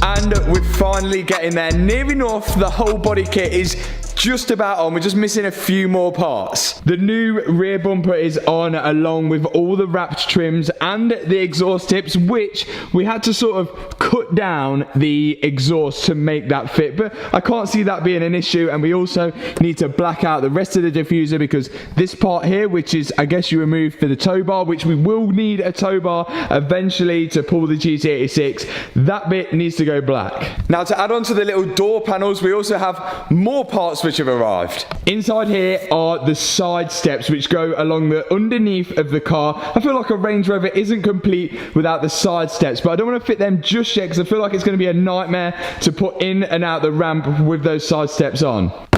Yet again, another upgrade from a 2015 model to a 2018 model, which I feel needs to be done on the interior. Something that I think is quite dated in here are these buttons on the steering wheel. And being that we upgraded the sort of AC controls, and I feel like we should upgrade this as well, the buttons are next, and that's exactly what's in this box. And these are not as bad as the headlights. These are around 250 quid, and they look exactly like the 2018 ones. They're not the 2018 ones though. These have been sort of modified to fit the 2015 model, and there still are buttons on there. They just look a lot more updated, and they're illuminated behind it as well. Let's fit these to it, see what they look like, see if they work, but I think we're on to a winner. So to access these buttons, there's just a bolt at the back of one of the flappy paddles. Once you've removed that bolt and you pull the flappy paddle out, there's another bolt at the back of the actual button. You remove that one, and I thought I was going to get away without removing the airbag, but I had to remove the airbag to get the button out. The new buttons have exactly the same connectors, so they should just be plug and play. And you can already see one sort of illuminated already, which is kind of worrying with the ignition off. Okay, so I've not bolted anything in yet. Literally everything's just plugged in. I just wanted to see whether it works, and well, we already have an issue. When I press that one, this one's lit up, and well, that one wasn't, but when I first plugged that one in, that one lit up and that one didn't. So we're gonna have to investigate. Verdict, I think is crap. So supposedly these are meant to be plug and play. The ignition's off right now, and then when you half plug in, like basically half plug in, it lights up, and this one doesn't do anything. But then when you start the car, this one lights up. The buttons seem to work, but they're all in the wrong order. It's definitely something to do with the wiring is wrong. I don't know whether I'm actually meant to like de-pin and re-pin it. It looks like the old buttons are going back in to suss something out, but disappointing. Naff. Not only were these a waste of time, they were a waste of money as well. They are getting sent back. So it's back to the original buttons for now, but maybe we can find a way of retrofitting the new buttons to it, maybe with a new loom or something like that. Perhaps one of you guys know in the comment section below. But progress is progress. She's getting there and she's one step closer to being back on the road. But I don't know whether you guys can see the same thing that I'm seeing now if you look past the multicolored doors, the panels which don't line up and the rear quarter which is pushed in. I think she's going to turn out to look really good. The new rear bumper with the exhaust tips has really modernized the back of the car. I thought I was going to get away with just sort of keeping the pre-facelift taillights, but it looks as if, well, these ones are broken. This square isn't illuminating anyway, so we're probably going to have to upgrade them. But there's still plenty more to do and plenty more to be getting on with the Range Rover. Now I do see some of you asking, why do all these upgrades and modifications when there's still quite a lot of bodywork to be done? So to repair all these things like the scuffs, the scrapes, the dents and also the rear quarter being pushed in, the car has to go to a body shop. It will also have to go to a body shop to be painted as well. So it makes sense to kill two birds with one stone and do all the bodywork and the paint all in one go. And it's also a good idea to fit an aftermarket body kit first before it's painted, just in case you need to make any adjustments, because once it's painted, well, there's sort of no going back. Now alongside some of the exterior upgrades, we've also upgraded some parts in the interior, including the climate control system. I think we should look at doing the infotainment system, but let me tell you about the steering wheel buttons. Now in the last video I tried to upgrade and replace the buttons which are on the steering wheel to the new 2018 buttons, which sort of look like touchscreen and they illuminate. They look pretty futuristic. But after installing them, I found they wouldn't work how they should work. Disappointing. And then after speaking to the manufacturer of these, apparently I've installed them wrong. Just like every male in the world, I didn't read the instructions. Now apparently I was supposed to remove this little plastic tab on the back of the buttons here. Now although when you remove this black plastic tab, it reveals nothing but a few electrical connectors which still won't be connected up to anything, I don't know how this is going to work, but I was going to give it a try anyway. As you guys know now, there's a bolt to remove the flappy paddles, and once you remove the flappy paddles, it reveals the bolt to remove the switches. But then you can't remove the switches unless you pop the airbag out first, which is what we've done. And there we go, both for the old switches out. Now one of the next vital steps in the instructions was to make sure that the headlights are off. Then we connect the new buttons left side first and then the right side. Apparently again, this is important. Now I think the saying goes that active stupidity is doing something the same over and over again but then expecting a different result. But this time we've done something slightly different, but I still feel like it's going to be stupid. Apparently now we've just got to turn on the ignition, turn the lights on.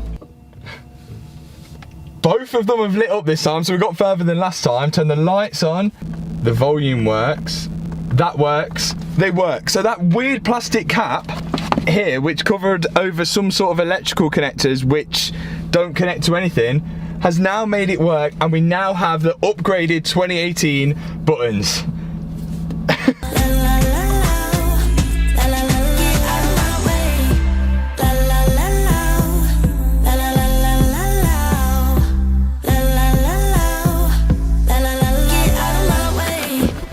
Now, in order for this car to get to the body shop when it's finally done, I'd like to be able to drive it there. And to drive it there, it needs to be safe for the road. And to be safe for the road, it needs to pass an MOT test. And just like the C63, there is loads of problems and things stopping this from passing an MOT test at the minute. Now, one thing that doesn't look the safest is the amount of camber that we have on the driver's side wheel. Now, I know when I first bought the car, it had a fair amount of damage to this front driver's side. The inner tie rod had popped out, the rear suspension arm was broken, and the wheel was obliterated.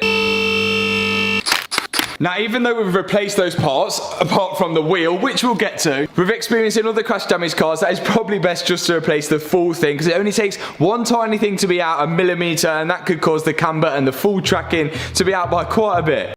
So I went ahead and bought a full suspension leg with all the arms from eBay. And after unpackaging it, well, it seems a bit of a mess. And this definitely didn't look like a 5-minute job.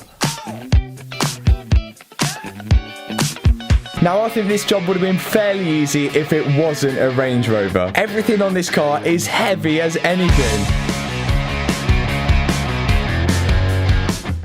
First thing I need to take off is the caliper and the brake disc. I'm going to tie the caliper up here just so it's not hanging by the brake line to cause any damage. Then there's just one bolt holding the brake disc to the wheel hub. We can undo that and remove the disc. Then we're onto all the arms. First off is the track rod end. I pop the socket and the bolt back on just so I can give it a knock out of its location point. And then there's a few heat shield behind it stopping me from removing the track rod end completely, so they need to be removed before I can pull the track rod end out of the location. Then it's the big bolt for the drive shaft. I'm going to leave that to soak before pulling the drive shaft out because it was pretty tight. Then there was a long pinch bolt at the top of the suspension holding the sort of upper wishbone to it. With that undone, I can sort of pull the hub away from the drive shaft. And then there's a bolt at the bottom of the damper which releases it from the lower arm. And then a nut and bolt holding the front lower suspension arm on. And then also another nut and bolt for the middle suspension arm. Now with this being so heavy, I called Hannah in to help me. And even then, I still had to go and get a little tool tray to balance it on. And it didn't come out easy, it needed a bit of persuasion. Now this front arm here has already been replaced and I'd like to swap it over onto the new one, but I seem to have lost my 36mm 12-point socket. So I have to switch that over when I've got a new one.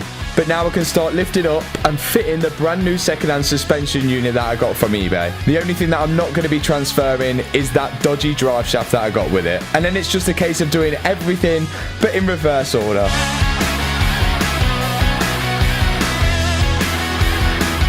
Making sure to preload the suspension before I tighten all the suspension bolts back up. Okay, so we're all on and ready, but to me, it still looks a little cambered. Now, if you look a bit to the side, you can kind of see it's almost tilting in a little bit. I don't know whether that's normal or not. The one thing that we haven't replaced is this top wishbone here, which could be the culprit, but we do have another one down there. Very, very worst case. But what I'm going to do to make it a fair test is grab the wheel off the back, pop that on the front, and then we can compare the two and see if we're good or not.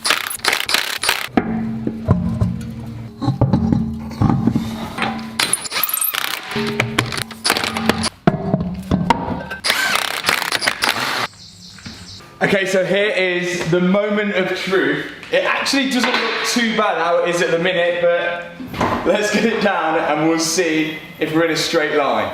Okay, so it's definitely less offensive now. You can still see a little bit of camber, but I don't know whether that's normal. The tracking is way out, and on this side, it's pretty similar, but we're not going to be able to tell 100% until we actually get it on like a wheel alignment, but it's definitely better. So I'll be definitely keeping this wishbone spare just in case. So quite clearly, we're still missing some parts of the front end. One of them being the grille, the other one being the bonnet, and of course, a windscreen as well. And just like that, we have a new grille. This one is for the facelift model. It's just got different cutouts here, and it's a slightly different groove around where the top of the bonnet meets the grille. This was fairly easy to pick up on eBay. I think it was around 150 quid, so not bad at all. And it's all gloss black to match the rest of the trims on the bumper. So let's get this fitted, and then I'll tell you about the bonnet. Every time you slip, back you up every time you trip, I'ma be there. Fitting the front grille is pretty self-explanatory. It just clips into place, and then there's a bunch of plastic sort of push pins which fit into the top. Okay, it's mad how a grille can make the sort of front end look completely different. It's starting to come together now. Look at that gloss black grille. That has got so much presence now on the front, but you may notice the bonnet. The bonnet's actually meant to finish here along with the headlight, and then the 2015 bonnet is just a tiny bit too short. I know some of you guys have mentioned maybe I could extend the bonnet by adding a part of metal on there and welding it or something along those lines, but because the bonnet is so prominent, anything like that would just stand out and maybe just look slightly weird. So I've had to buy a new bonnet.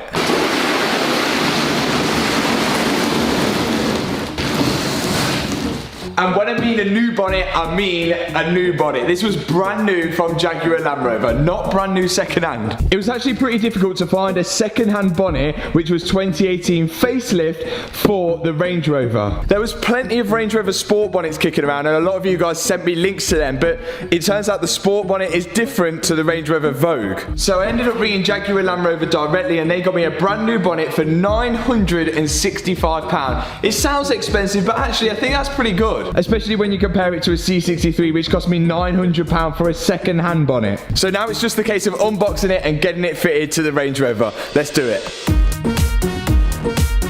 Now, the only issue when buying a brand new bonnet is that you literally get no hardware with it at all. So everything has to come off the old bonnet, including the bonnet latches, the sound deadening, and all the rubber seals around it. Also on the Range Rover, the washer jets for the windscreen are built into the bonnet. So all the pipes and the washer jets will need to be removed from that bonnet and placed on the new one.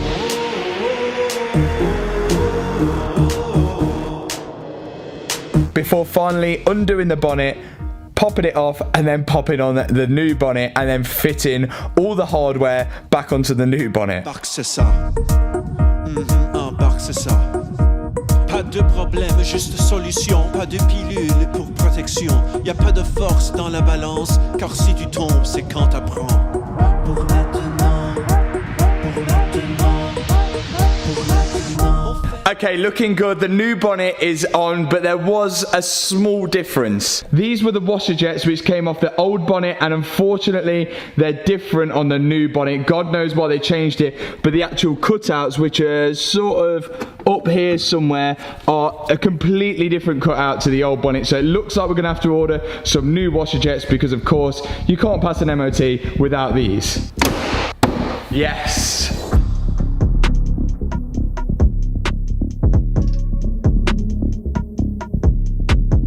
Look at that, that is so much better. The bonnet actually closes now, the fitment is better. Obviously we're still missing the Range Rover badge on the front, but there's no point putting that on until it's painted.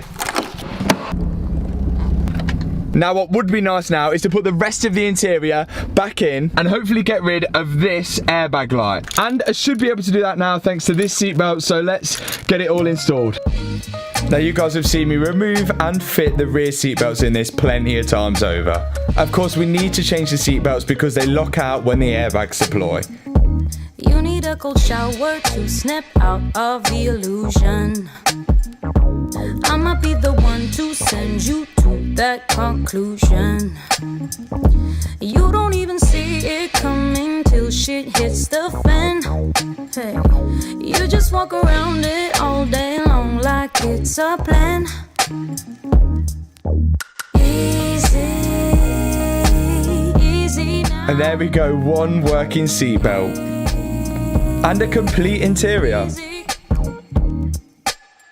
Okay, now this could go one of a few ways now. First way, probably unlikely, but we start the car and there's no more airbag light. The second way, we still have an airbag light on the dash, but we plug in a code reader, cancel that light off, and then it doesn't reappear. And then the third way, which is probably the most likely, we have to take the airbag ECU out, which looks like this, send it off, get it reset, and plug it all back in, and then that should work. But well, let's find out. How is my look today?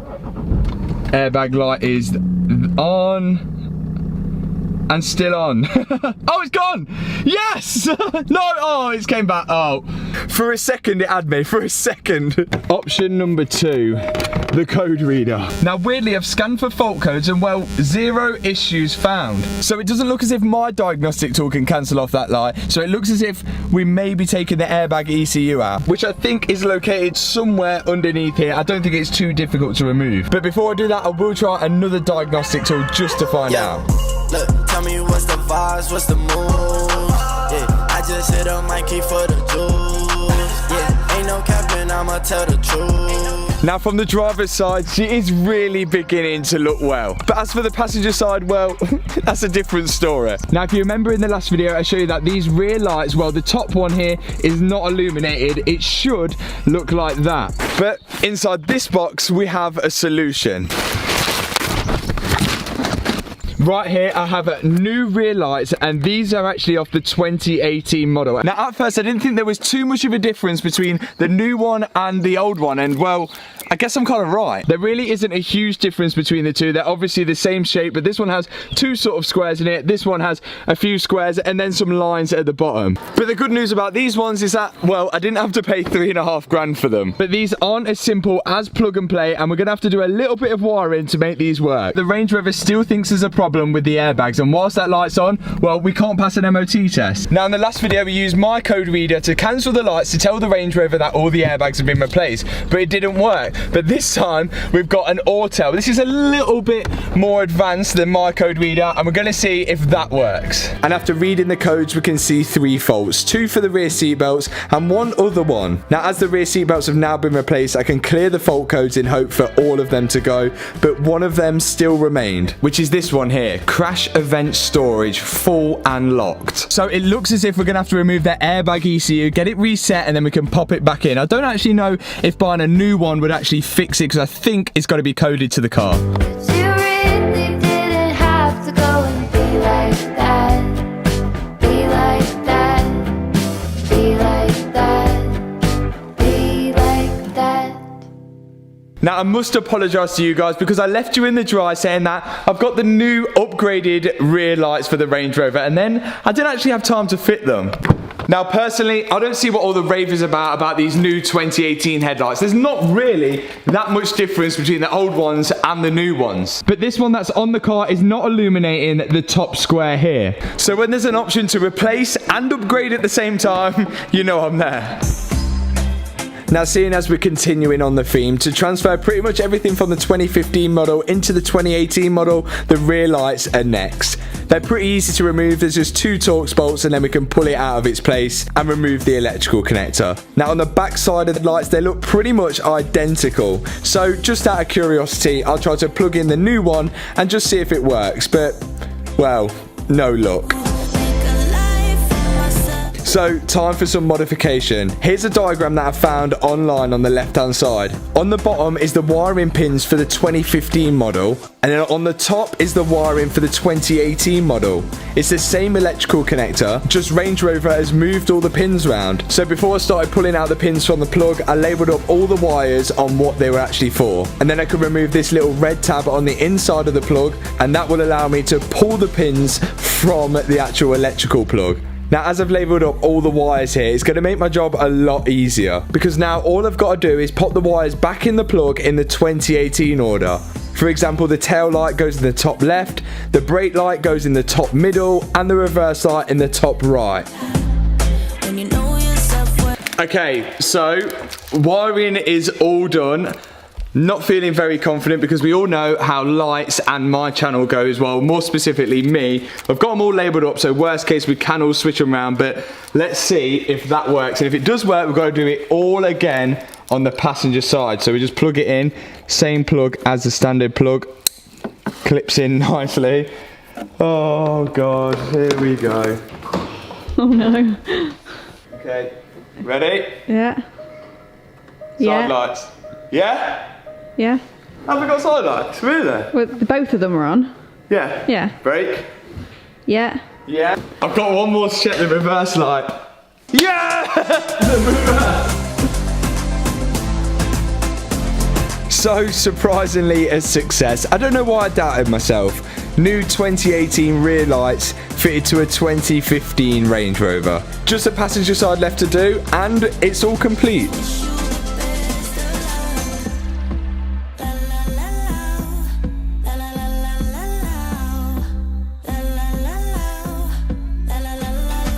Okay, 2018 rear lights are now installed. I can't actually believe that works. I'm not sure either what the whole fuss is about the upgraded rear lights, but an upgrade is an upgrade, and it looks a little bit smarter. Now I have another little cosmetic upgrade before we move back onto the mechanical fixing side of things. These are side steps, of course, for the Range Rover. Now I know we're going to get a few mixed opinions on these. We always do when we begin modifications. But I actually think they look pretty cool and they make the Range Rover look wider and a little bit more practical as well. These do look pretty sick and they even have the Range Rover logo stamped into the middle of them. Now let's get them fitted. Now I thought these were going to be a 5-minute fit, but well, turns out not. With this kit you get 2 brackets for each side, the front one and the rear one. Now I assume these brackets screw into a place somewhere underneath the car, but looking underneath the car, well, it was just covered in this black plastic shield. So first things first, I've got to remove this black plastic shield to investigate where these brackets mount to.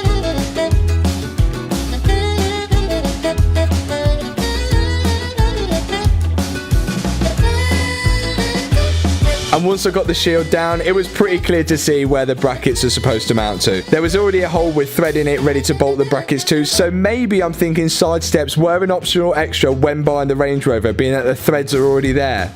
And that now leaves us with both brackets mounted to the chassis. All that's left to do is bolt on the side step. And I did want to install the black plastic shield back on again just to prevent rust, but that wouldn't have been possible without making a few modifications with the angle grinder. And with those precision cuts, I should have been a surgeon. But at least now that allows me to install the black plastic shield where it originally was, just to save any parts going rusty.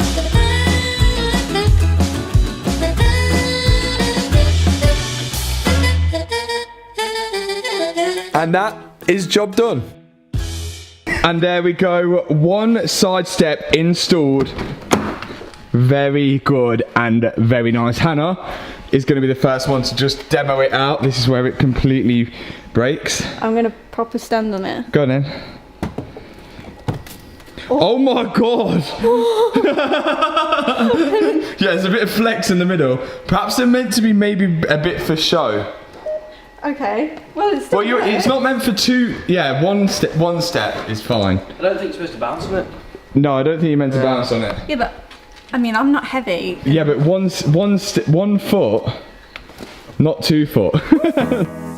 And on cue, Screensaver arrived with a brand new windscreen for the Range Rover. Of course, the old windscreen was smashed in the accident. Now, it's pretty interesting the way they removed the screen. They use a tool on the inside of the car, then thread this sort of wire to the outside, and then crank the wire tight, which breaks the seal for the windscreen, allowing them to remove it. Now, the lads thought that this windscreen had been replaced before because a look at the state of the roof lining, and they say that would have happened because they didn't use the same tool that they used. It just saves any sharp edges touching the roof lining or any part of the panels. But with the old windscreen out, they can now place on the fresh new windscreen. And these screens aren't cheap. This was just over £500 for this.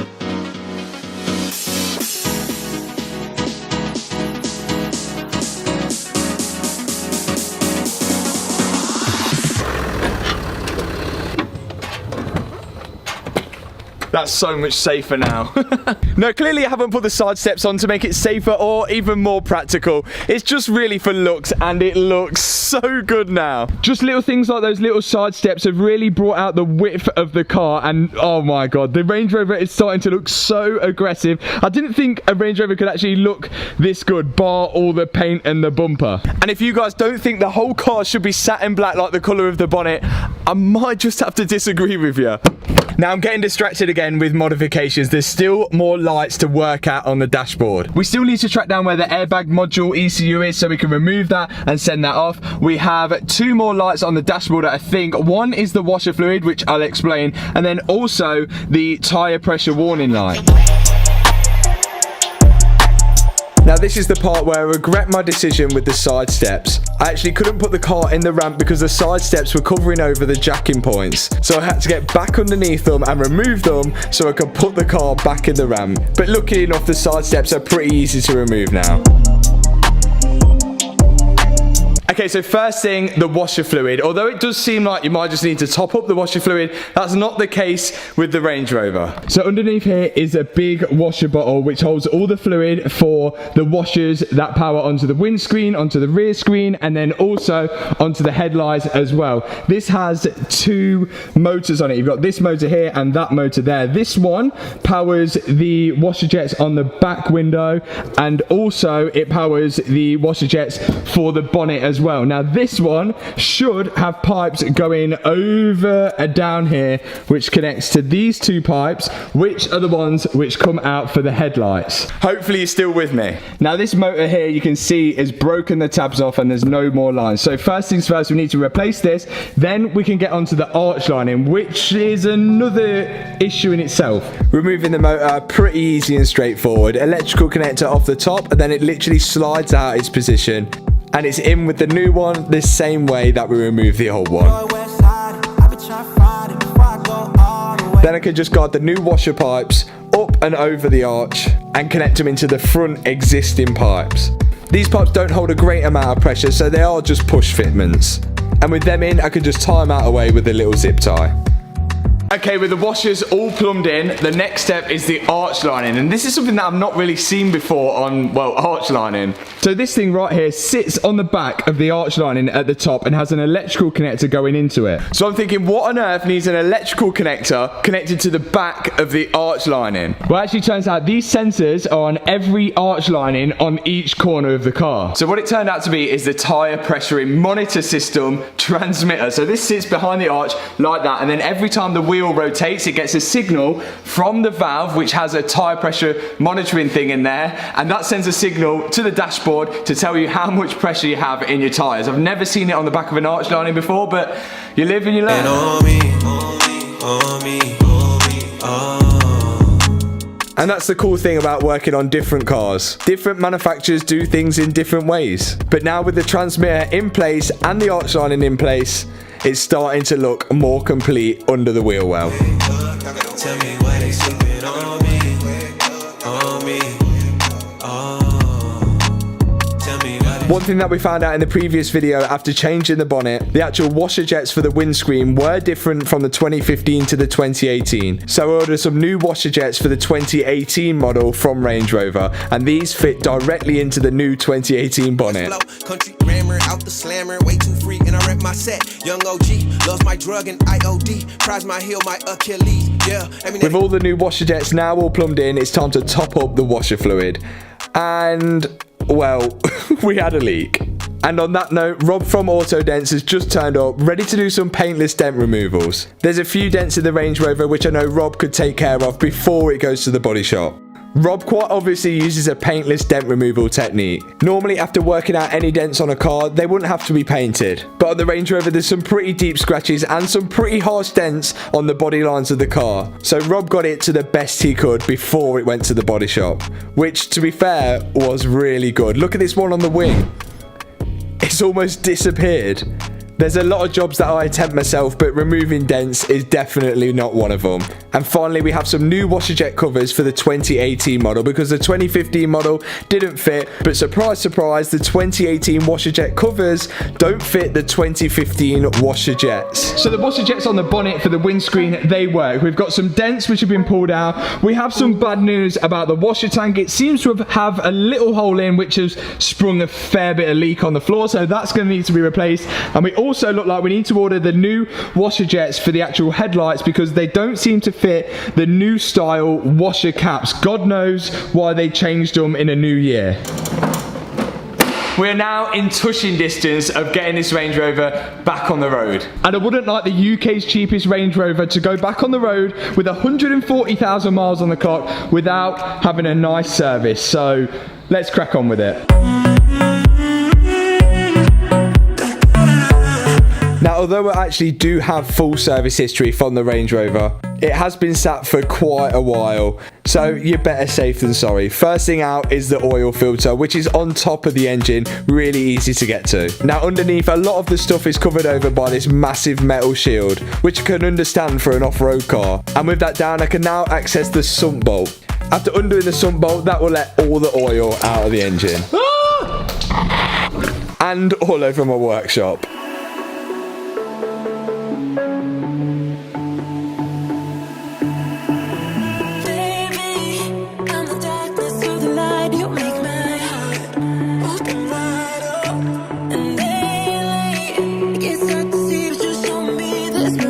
Next up, the air filter. Again, really accessible and easy to get to. The old one really didn't even look that bad, but it's in with a fresh one anyway.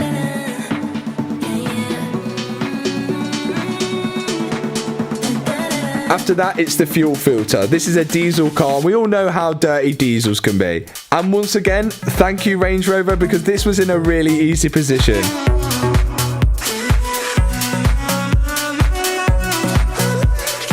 And the new fuel filter was marked out pretty well, so it was pretty easy to put it all back together.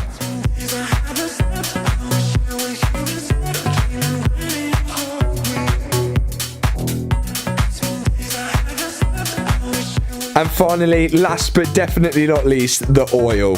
we're going in with Miller's fully synthetic 5W30. I think the actual oil capacity for this car is 8 litres, but there's no dipstick to check. You have to go inside the car, click on the oil level, and what do you know, I've actually overfilled it. So back underneath the car I go to let a little bit out, and I can recheck it, and I'm about bang on.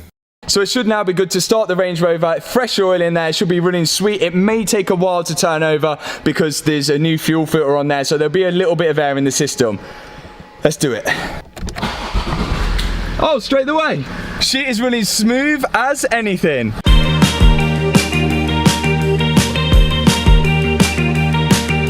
So job well done, just time to put everything back together now. And giving the engine bay a quick going over with the MA detailer, and then finally the silly shine as well. Both of these products are available with a link in the description, but it's got the engine bay looking nice and shiny again, just like new. And there is another thing that has been bugging me before this car goes to a body shop, and that is the trim. Most of the trim on the car has been de-chromed to black, apart from this one on the boot. So I got out the Hexis de-chroming tape and started to de-chrome, in my opinion, that ugly silver trim.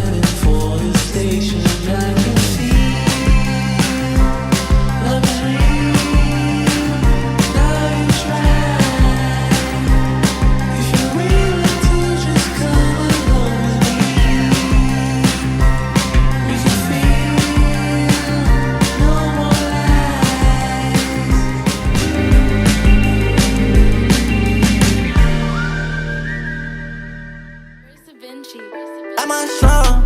I gotta give it a go, yeah. I gotta grind, working for money in the door, yeah. Stop wasting time, you wasting your time. Yet again, another marathon of repairs and modifications, but it's one step closer to finally getting the Range Rover back on the road. The new rear lights, which for some reason on camera look kind of orange, but the black along the top follows along nicely to the newly de-chromed trim on the boot as well. The only thing that looks slightly weird, I guess, is the Range Rover badge as well, which, again, I think that's going to have to be replaced when this thing's painted. But now we're literally down to pretty much the final steps. I'm just hoping that this rear quarter damage doesn't come back up and sort of bite me on the ass and we have to replace the whole rear quarter. Now when Rob came to pull the dents out, he looked at the rear quarter and he says what he thinks has happened is that it seems to have been pushed that way, causing a crease in here. So to pull it out, it needs to be pulled that way, closing the gap between the door and the rear quarter, and then also smoothing out this sort of line here. So fingers crossed that can be done by a body shop. I took a visit to some old friends, which were of course Alloy Fix. Now actually 3 of the alloys weren't too bad, a few scratches here and there and a few little scuffs, but nothing that Alloy Fix couldn't sort out. Whereas one wheel, well, it was split in the centre, it had chunks missing out of the outside, and it was as good as a square. Once the wheel had been stripped down, we could see more in detail of where the damage was. And you definitely don't need a sharp eye to see it. The wheel was completely buckled with loads of splits, cracks and chunks missing out of it. So first things first, we're trying to heat this up and manipulate it into trying to make it a wheel again. Now Alloy Fix wouldn't normally take a job as big as this on, and I was happy enough just buying a new wheel, but they wanted to prove to me that a wheel like this can be fixed. Now after loads of heat and a lot of pressing, they managed to sort of get the wheel to a straight enough point where they could start to begin the repairs. This means prepping the surface ready to weld up all those cracks in it. Now I don't actually think I'm going to be keeping these alloys for the long term, but if we can get them looking nice and fresh as a temporary wheel, then I'm going to be more than happy with that. Now that the wheel's welded up, there's a few final touches just to get it looking nice and fresh. They're just reburring the inside of the wheel here to make sure that when the tyre goes back on, it sits nice and flush. And with that done, you can see here the welds are almost invisible now, and it's starting to look like the other wheels that we have. Time for it to go in the oven to bake, ready for its powder coating session. With it left to bake, it's now time to add the powder coat. Now I know a lot of you may be disagreeing with the colour here, but I've gone for the ultimate gloss black on these alloys. But as I mentioned, we may not be keeping these for the long term, but I think gloss black will look smart for the meantime. And there they are, fresh out the oven. They are looking brand new. Time to put the tyre back on and get this thing balanced.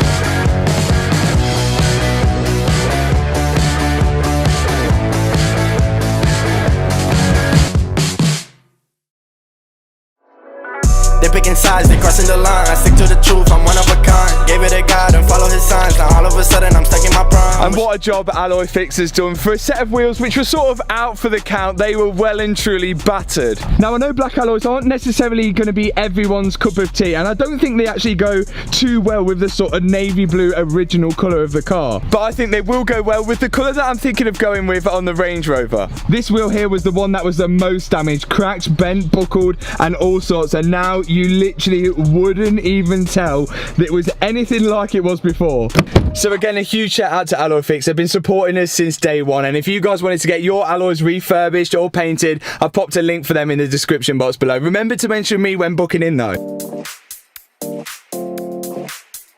Now I'm hoping by the end of this video we can drop the Range Rover off to the body shop where it'll finally be painted and also the rear quarter damage be fixed as well, fingers crossed. But there's a few things that we need to do before we can actually get it on the road and to the body shop. And one of those things is this airbag light on the dashboard. Now we replaced the passenger side airbag along with the dashboard and the driver's side steering wheel airbag. But the airbag light still remains because there's a fault stored on the airbag module, which is inside this center console somewhere. So my next job is to completely strip apart this center console to try and find the airbag module so I can remove it and then send it away to get reset, and then hopefully that should fix the airbag light. And once that fault's fixed and the bodywork's done, you'd never know that this car's been in an accident. So this is a big mess and took way longer than expected, and I'm still not even there. So this literally got to the point where I had to call the airbag team up who are going to be resetting the airbag ECU on this. They told me the ECU was somewhere underneath this center console, and as you've seen, it's a much bigger job than I expected and it's still not out. So I called the airbag team and they had to confirm with their fitter just to make sure that it was underneath this center console. He replied saying that yes, it definitely is in there, but it's one of the worst jobs that he's done, and well, it couldn't be any more correct. I now have wiring looms all over the place. The car is actually in neutral because I've had to remove this little red tag here which puts the car into neutral if you can't start it, but yet still I can't remove the center console because there's a gear selector just underneath which is something to do with this, and I can't quite seem to know how to remove it. But the good news is I've found the airbag ECU, and that is right at the front just underneath the center console there. But look at all these wires. I don't know how this is all gonna go back together. Sometimes we just crying, but we'll keep on trying. I know we'll be okay, 'cause we got unconditional love. Oh, all that for that. Wow. We've got it. Finally, this thing is out and it can be sent to the airbag team to be reset. Now, the only thing I haven't really considered here is that I'm not quite sure whether the Range Rover is going to start or move without that airbag ECU in it, because, well, right now it's at the front of the unit, and also we need to get this thing to a body shop. Okay, airbag ECU now in my hand. Will it start?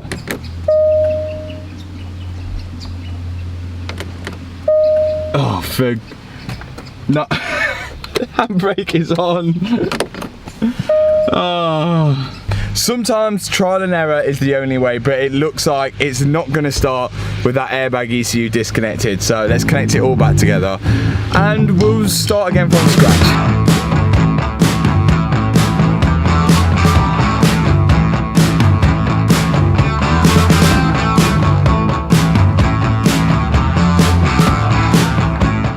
Okay,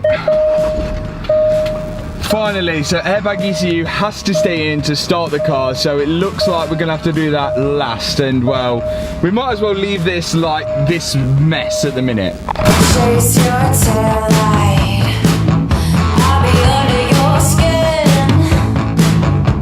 Okay, so as we've got everything apart inside the car, there's another whilst you're in there job to be done. Now, the whole Range Rover build has been a sort of whilst you're in there job. I mean, we had a bumper which was damaged, so whilst we were replacing it, we changed it for a 2018 bumper. We did the same with the headlights, we did the same for the bonnet and the grille as well. And whilst I was in there, I thought, well, we might as well just change everything from a 2015 model to a 2018 model, including the rear lights, the rear bumper, the door panels, the side steps. I also did the steering wheel controls to the 2018 model ones, and whilst replacing the dashboard, I went ahead and whilst I was in there, changed the AC screen to the new upgraded one. But there is one more thing that we're missing, and I think it's needed.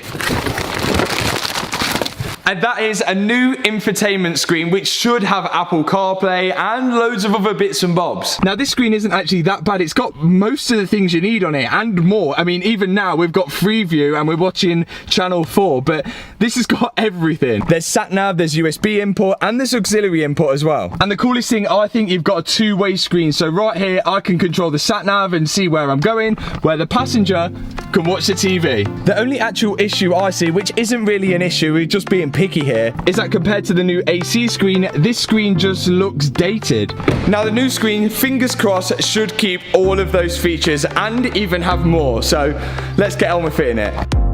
Now I was just hoping that this new screen would just be a plug and play, but it turns out it wasn't the case. Removing the old screen was pretty easy though, as we've done this all before when replacing the dashboard. And here's the difference between the old screen and the new screen.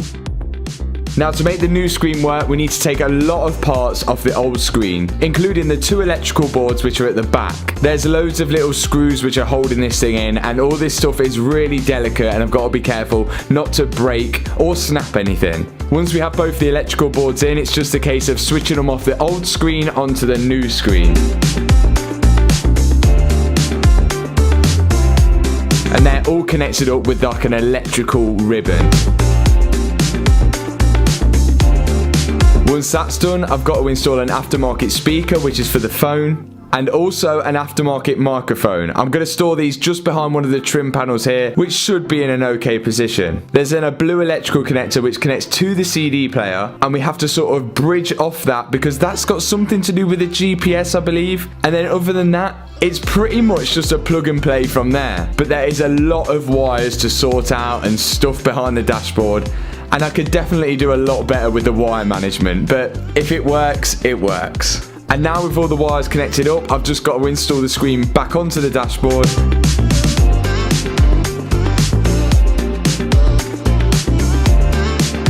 And because the screen is a different size, that means the old trim panel doesn't actually fit it, and you have to replace the old trim panel with the new one that's supplied with the screen. Now the old trim panel is sort of glued to the back of the trim, so it makes it really difficult to remove. And of course, I managed to break some parts of it, but everything's fixable in the end. And now the new screen is looking so much more modern, especially with that AC screen as well. What a marathon that was, but it has definitely updated the interior. So obviously the center console is still all disconnected, but all the wires are connected so we can drive it and get it to the body shop. But we've just left it loose because we still need to replace that airbag control module. We've got the AC display on the newer upgraded one, and now we have the new upgraded sort of main display. I have managed to break the chrome trim around here, so I am going to have to replace that at some point, but I was bound to break something. But check this out. So these buttons are upgraded, and check this out, we've got a completely new display on here. So on the new screen here, you can scroll through loads of different options, including this one, which I don't know why you'd use, but you can see obviously the speedometer and the revs as well. You can download loads of apps, including Netflix, YouTube, and everything like that. I can actually watch my latest video on here because I'm that vain. And the part that I think I'll use the most, Apple CarPlay, and the screen quality is actually really good. We've got Spotify, Google Maps, phone, text messages, the whole lot, which is absolutely sick. And I forgot to mention as well that we can actually resort back to the old view, which gives us the TV and all the other views that we had. So I really have gone all out and done a full 2018 conversion on a 2015 Range Rover, which was completely unplanned at the beginning of this rebuild. And now she's really looking one of a kind. I mean, you would not even know that this was a 2015 Range Rover, apart from the wonky registration plate on the back. There is just a few more little things that we need to do before the Range Rover can finally head to the body shop. And one of them is the headlight washers. Now, if you remember in one of the previous videos, with the new 2018 bumper, we had to buy the 2018 headlight washer caps. And the headlight washer caps didn't fit the headlight washers from the 2015 models. So we've had to order new 2018 headlight washers so the 2018 caps can fit to the washers, if that makes sense. So in go the new headlight washers here, which do exactly the same job as the old ones. It's just that now the new 2018 caps will fit on top of the headlight washers. Just like that. No more need for masking tape.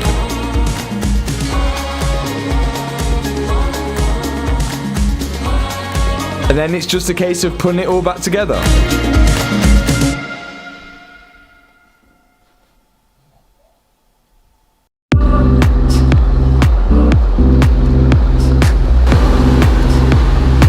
And we're out on the first ever drive on the road of the Range Rover. Now, I bought this car for myself, but I seem to be kicked out of the driver's seat by Hannah, who seems to have taken a liking to it. Well, first impressions, it's very, very different to the RS5, and that's probably the most obvious thing I've ever said. It doesn't go around corners very nicely, I have to say, but the ride is so much smoother than the RS5. Well, thanks for that, Hannah, because I wouldn't know, because I'm sat in the RS5 and you are driving my Range Rover, which you seem to have claimed. But the question is, how does it go? It's not that bad.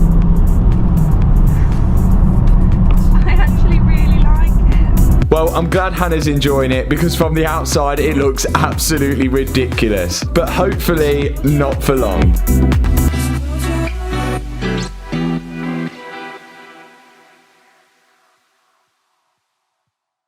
And finally, the moment of truth, we have arrived at Cars and Colours, who are going to be hopefully repairing this rear quarter damage along with a bit of paint as well. So remember, this rear quarter damage was the sort of main worry of the car. It's sort of been pushed in. We're hoping that they can pull this out and then give it a lick of paint. But very worst case, if they can't do it, it looks like we're going to be replacing the whole rear quarter, which, well, it might be the only option. The guys at Cars and Colours have been using a jig to pull the quarter back into place. This takes a tremendous amount of skill and patience to get this thing right and to get all the door shuts back to where they're supposed to be. But nevertheless, the guys prepped it, painted it, and now it's ready.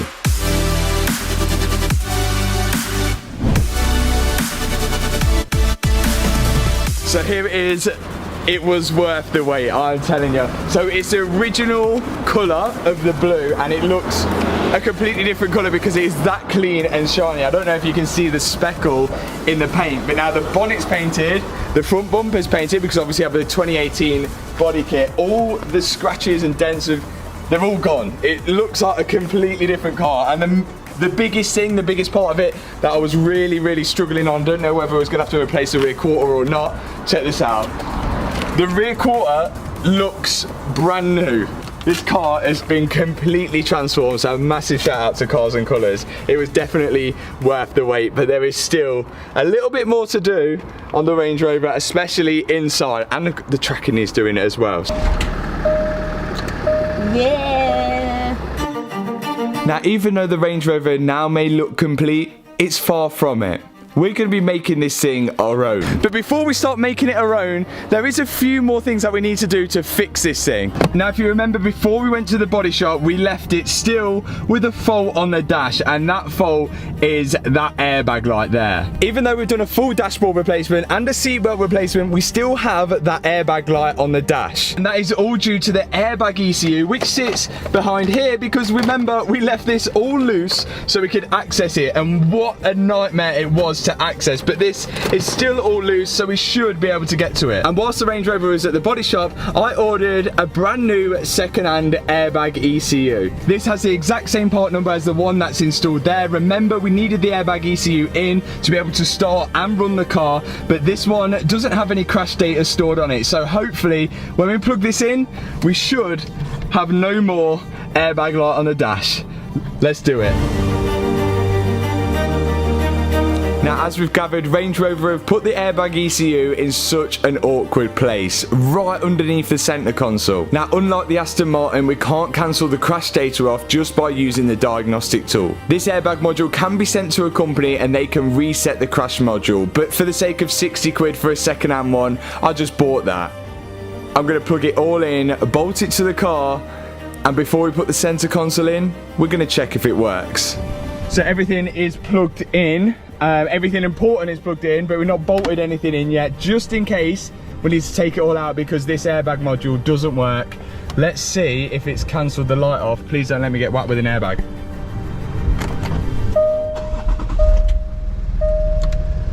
There's still an airbag light on. Brilliant. No, it's gone. Oh no, it's came back. Airbag light has gone. That's it. Yeah, boy. Airbag light's gone. That's completely gone. We've got a few more faults here and everything, but they should go off once we drive it. Job's a good one. Let's get it all bolted back together and then we can start making this car our own. Someone actually mentioned it in the previous video that taking this centre console out, you should actually remove the seats to do it. And I can see why that would be a lot easier. But we managed to do it with the seats in.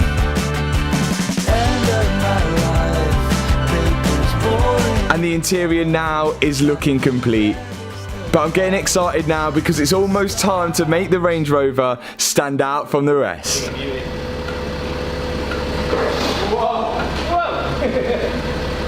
The blue paint is good and all, and it looks absolutely sick, but there is one thing that one is going to protect it, and two is going to make it more like my own.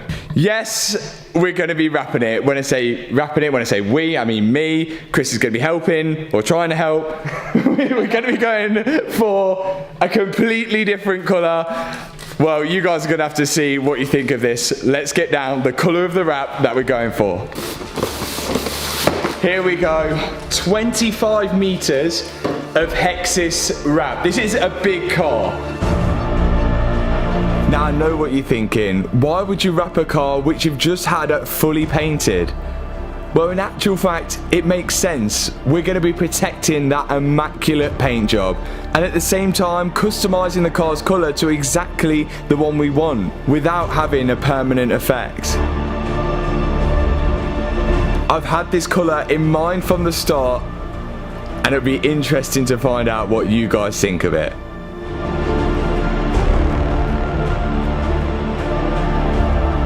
That colour, of course, satin black. This is the exact same satin black that we used on the Bentley. What a throwback that was. I think this is going to look so good on that. And there's only one way to find out what it's going to look like, and that is to get it on. Let's do it. Now the cool thing that I like about a wrapped car is that it's easy to look after and you can pretty much choose whatever colour you want and still have the option to resort back to the original look.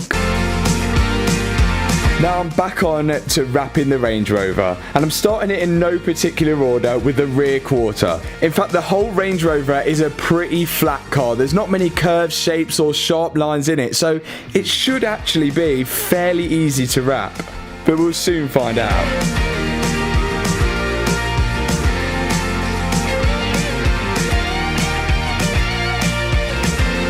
And what's actually helping, it's been one of the hottest weeks of the year so far, and with this heat, it's helped the wrap to be a lot more flexible when bending it and twisting it on the car.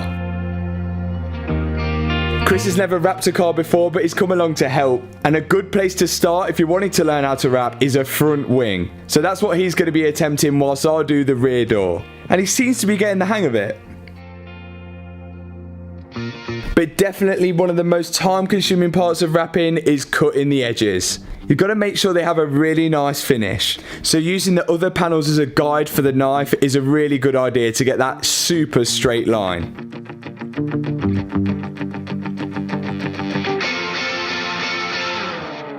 Chris managed to wrap that front wing, but I'm going to go at it with the knife just to make sure all the edges are how I want them. And with the rear quarter, the rear door and the front wing done, the only thing left to do now is the front driver's side door.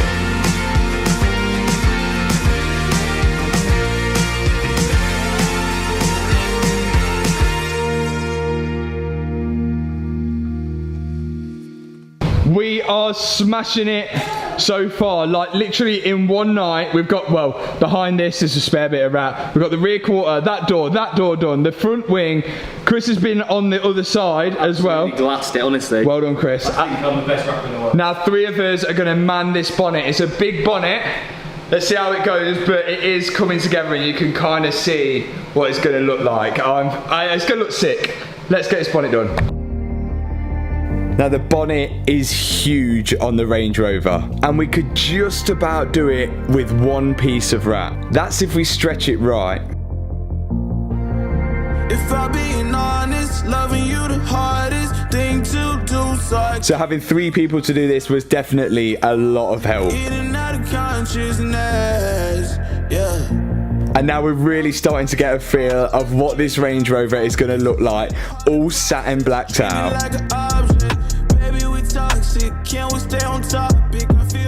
With the bonnet done, it's onto the front bumper, one of the most trickiest parts of a wrap job. But before we start wrapping the bumper, we've got to remove it to take off all the trims from behind it, just so we can tuck the wrap nice and neatly behind them. Liam and Chris have been substituted for Hannah at this point, but I'm sure they'll be back for a helping hand.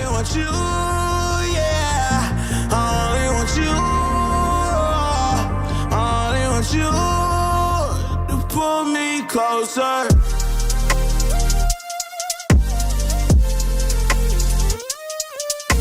One of the most important parts about wrapping is making sure that you post heat it. The wrap loses its memory at around 90 degrees, so when you heat it all up to that temperature, it shouldn't lift off.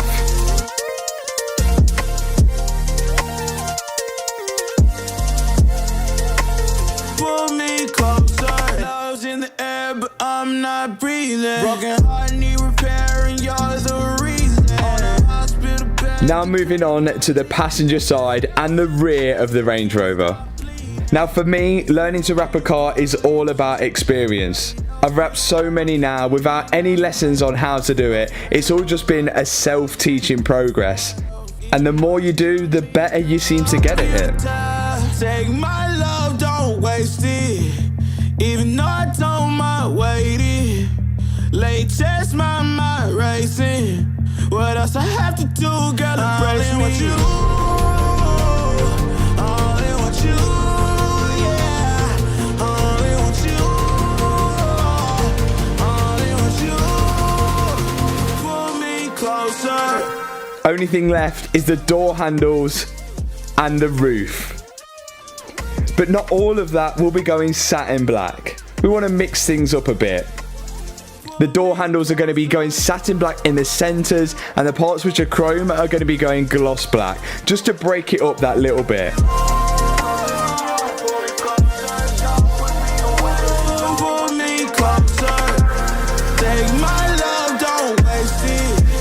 Chris has gone away and painted the mirror caps gloss black for me because they can be a bit of a pig. And now it's onto the roof, which again, we're going to be doing gloss black.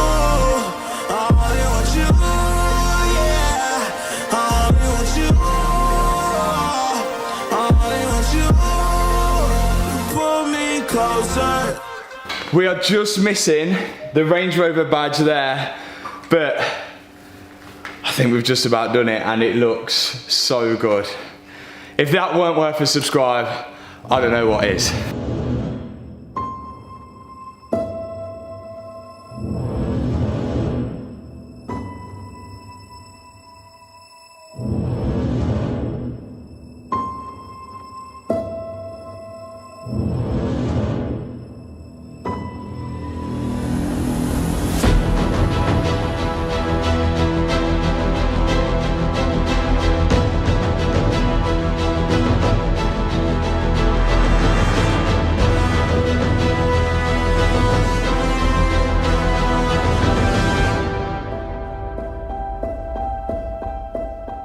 Now that is way more of me than the blue. The blue was nice, but the satin black has completely murdered this thing out, and it definitely looks now like one of my cars. How crazy does that look? Going from what it looked like at the start of this series to what it looked like now. The finish on this satin wrap, although it's not even the most expensive wrap, it's actually really nice finish to it, and with a gloss black matching all these little sections here, just pops it so well with gloss black wing mirrors, which Chris painted over there, and then we've got the gloss black on the top of the door handles, gloss black on the bottom.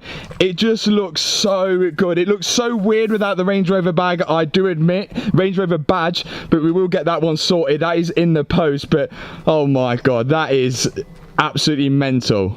But it's not mechanically sound just yet. There is still a few more lights on the dashboard, all to do with that traction control. Now I believe the traction control light is coming on because of the tracking on the car. One wheel is completely pointing left, the other one is going straight, so the steering wheel is all over the place. So the steering angle sensor is just having an absolute nightmare. So this car will need to be tracked, but before it gets tracked, there's somewhere we need to visit first.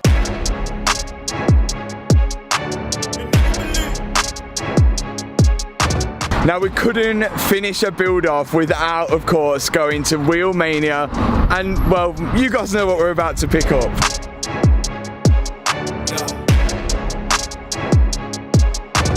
Of course, we've came here for wheels and we've got straight into it. Kevin, what? He's not bothered at all. 23 inch. So what's on there at the minute? They do look quite nice. The 22 inch, but we've gone up a size to 23. Of course, Wheel Mania have done all the sizing, the dimensions and everything to make the fitment absolutely perfect on the Range Rover, as they always do. But there's only one way to find out how they're going to look like and what they're going to fit like on the Range Rover, and that's to get them on. So let's get these outside.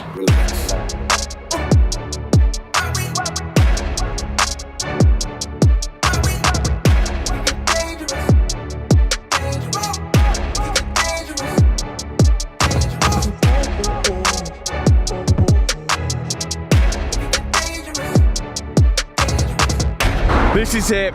Wheel Mania have absolutely topped off this build. This is so good now. Like, everything is how I imagined it when I first picked up this car. Check this out.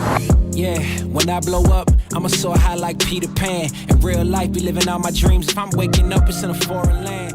23 inches of goodness we've got there. They don't even look too far from the OEM wheel, but it still gives it that extra little OEM plus fitment that just looks absolutely perfect.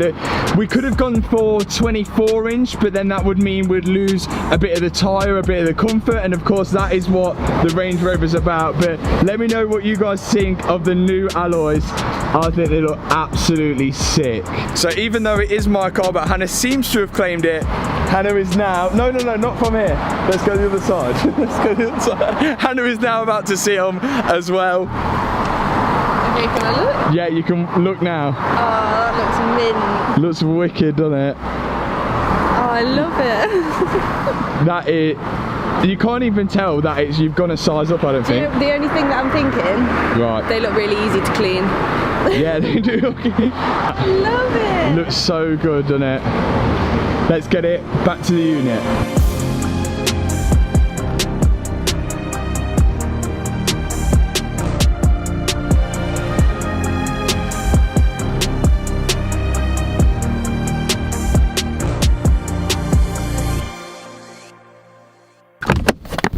What a way to finish a crazy build off. The cheapest Range Rover in the UK. Now, if you would agree, does not look like the cheapest Range Rover in the UK. Did I go slightly over the top with this one? Yes. Did I spend way too much than I originally first thought? Yes, but was it worth it, and did I learn a whole lot from building this Range Rover? Oh yes. Everything from dashboards, panel alignment and stupidly expensive headlights, this Range Rover has had it all. I originally bought this car with plans in mind to use it as a towing car for the GT86 when we go to drift events. So of course the next thing that needs to be fitted is a tow bar. So we'll get onto that. The badge has now came and you wouldn't know that this car is a 2015 plate apart from the registration now. We've got the upgraded rear lights, we've got the full SVO body kit, the side panels, the side steps, the front bumper, the headlights, the grille, the bonnet, and then also everything inside here, including the infotainment system and the AC controls and also the steering wheel controls. I probably could have repaired this car for around £5,000, bringing the total cost of the car and the repair to around £20,000, leaving a 2015 Range Rover actually a pretty good deal. But I've well and truly made it my own, and because we're keeping it, I can't see an issue in that. Could I have just gone out and bought a non-crash damaged 2018 Range Rover for the amount of money that I spent on this? But probably, but it was all worth it. Let me know what you guys think in the comment section below. If you've enjoyed this video, hit that thumbs up button, hit that subscribe button, and I guess I'll see you in the next video. Peace out. Heard of Jay-Z? No. You don't know, well, he's like married to this girl called Beyonce and he's not that sweet.